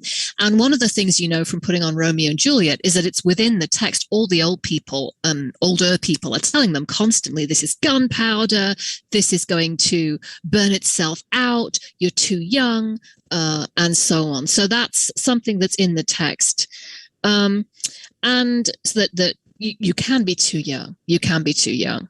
At the same time, and what is it? What the crime of rape is called? I have a grad student, Philip Gilreath. Shout out to Philip, who wrote a paper on this. So I'm going to acknowledge Philip. And he wrote so that the crime is stuprum, which you know from Titus Andronicus. It's what Lavinia writes in The Sand. It's a property crime. Rape is a crime in these cultures because a man has committed a crime against the property of another man. It's like theft. So there is no age of consent for women. That said, we can see in Shakespeare's plays, and we can see in documents of the period, ages at which things we can see people being disapproved of, taken to law for kidnapping, for abduction, for underage sex, for child rape, and all of these heinous activities. So that was a question about and then the bed trick was the second part of it. The bed trick, for people, in case there are people watching who are not as steeped in it as you all are, where one sexual partner is substituted for another in the dead of night or in disguise. And I'm going to have to go back and watch yours as Measure for Measure and All's Well to see how you do that.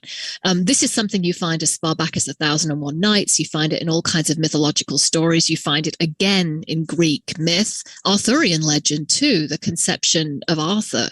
And what was the question about the bed trick, or how it plays out with the kind of gender reversal? I really like thinking of it that way because it hadn't occurred to me till you mentioned that question to think of it as a bed trick, but of course it is. And I thought it played out. I've never seen this play before. And I had all kinds of preconceptions about the wooer. I'm sorry that he's not here. He did a wonderful job because he was almost weeping in that first scene. It never occurred to me that the wooer could be sincere. And then you, as you were saying, put your head into it and you think, how would I feel if the person I loved was going insane and I didn't know how to save them? What wouldn't I do? What would I not do to bring back this person from the brink? And I went back. This is what I was doing. I've got the text in the background here. And I looked at the earlier scenes with the wooer. And the father comes in and says, hey, I'm going to give you all my money, but I don't have a lot. And the wooer says, I don't care.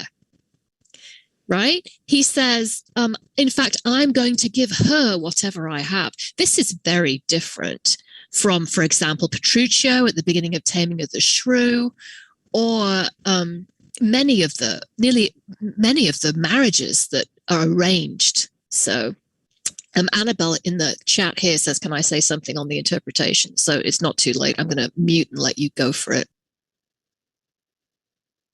I'm so sorry, I really don't want to cut you off. It's so interesting listening to you.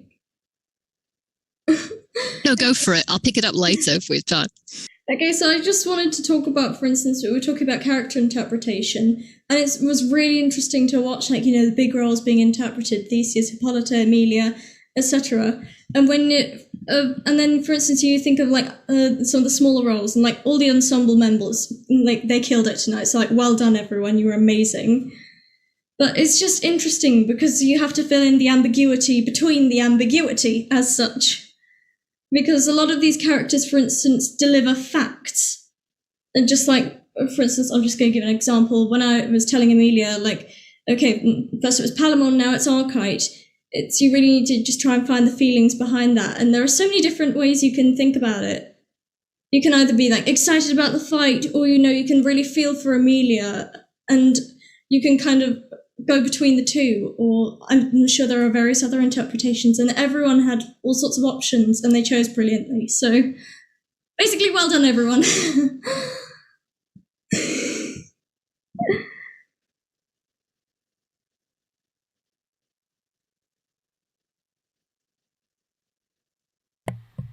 Excellent.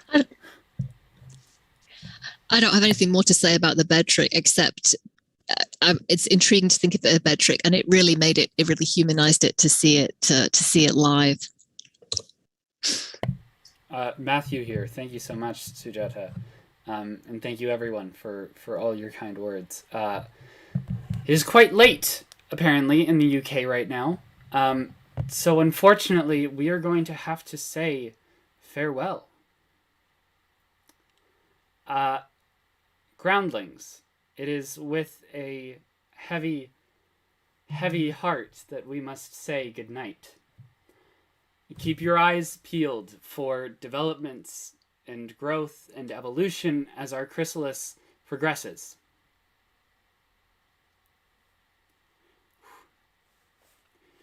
We cannot wait to share a story with you again. Until then, we and all our might rest at your service.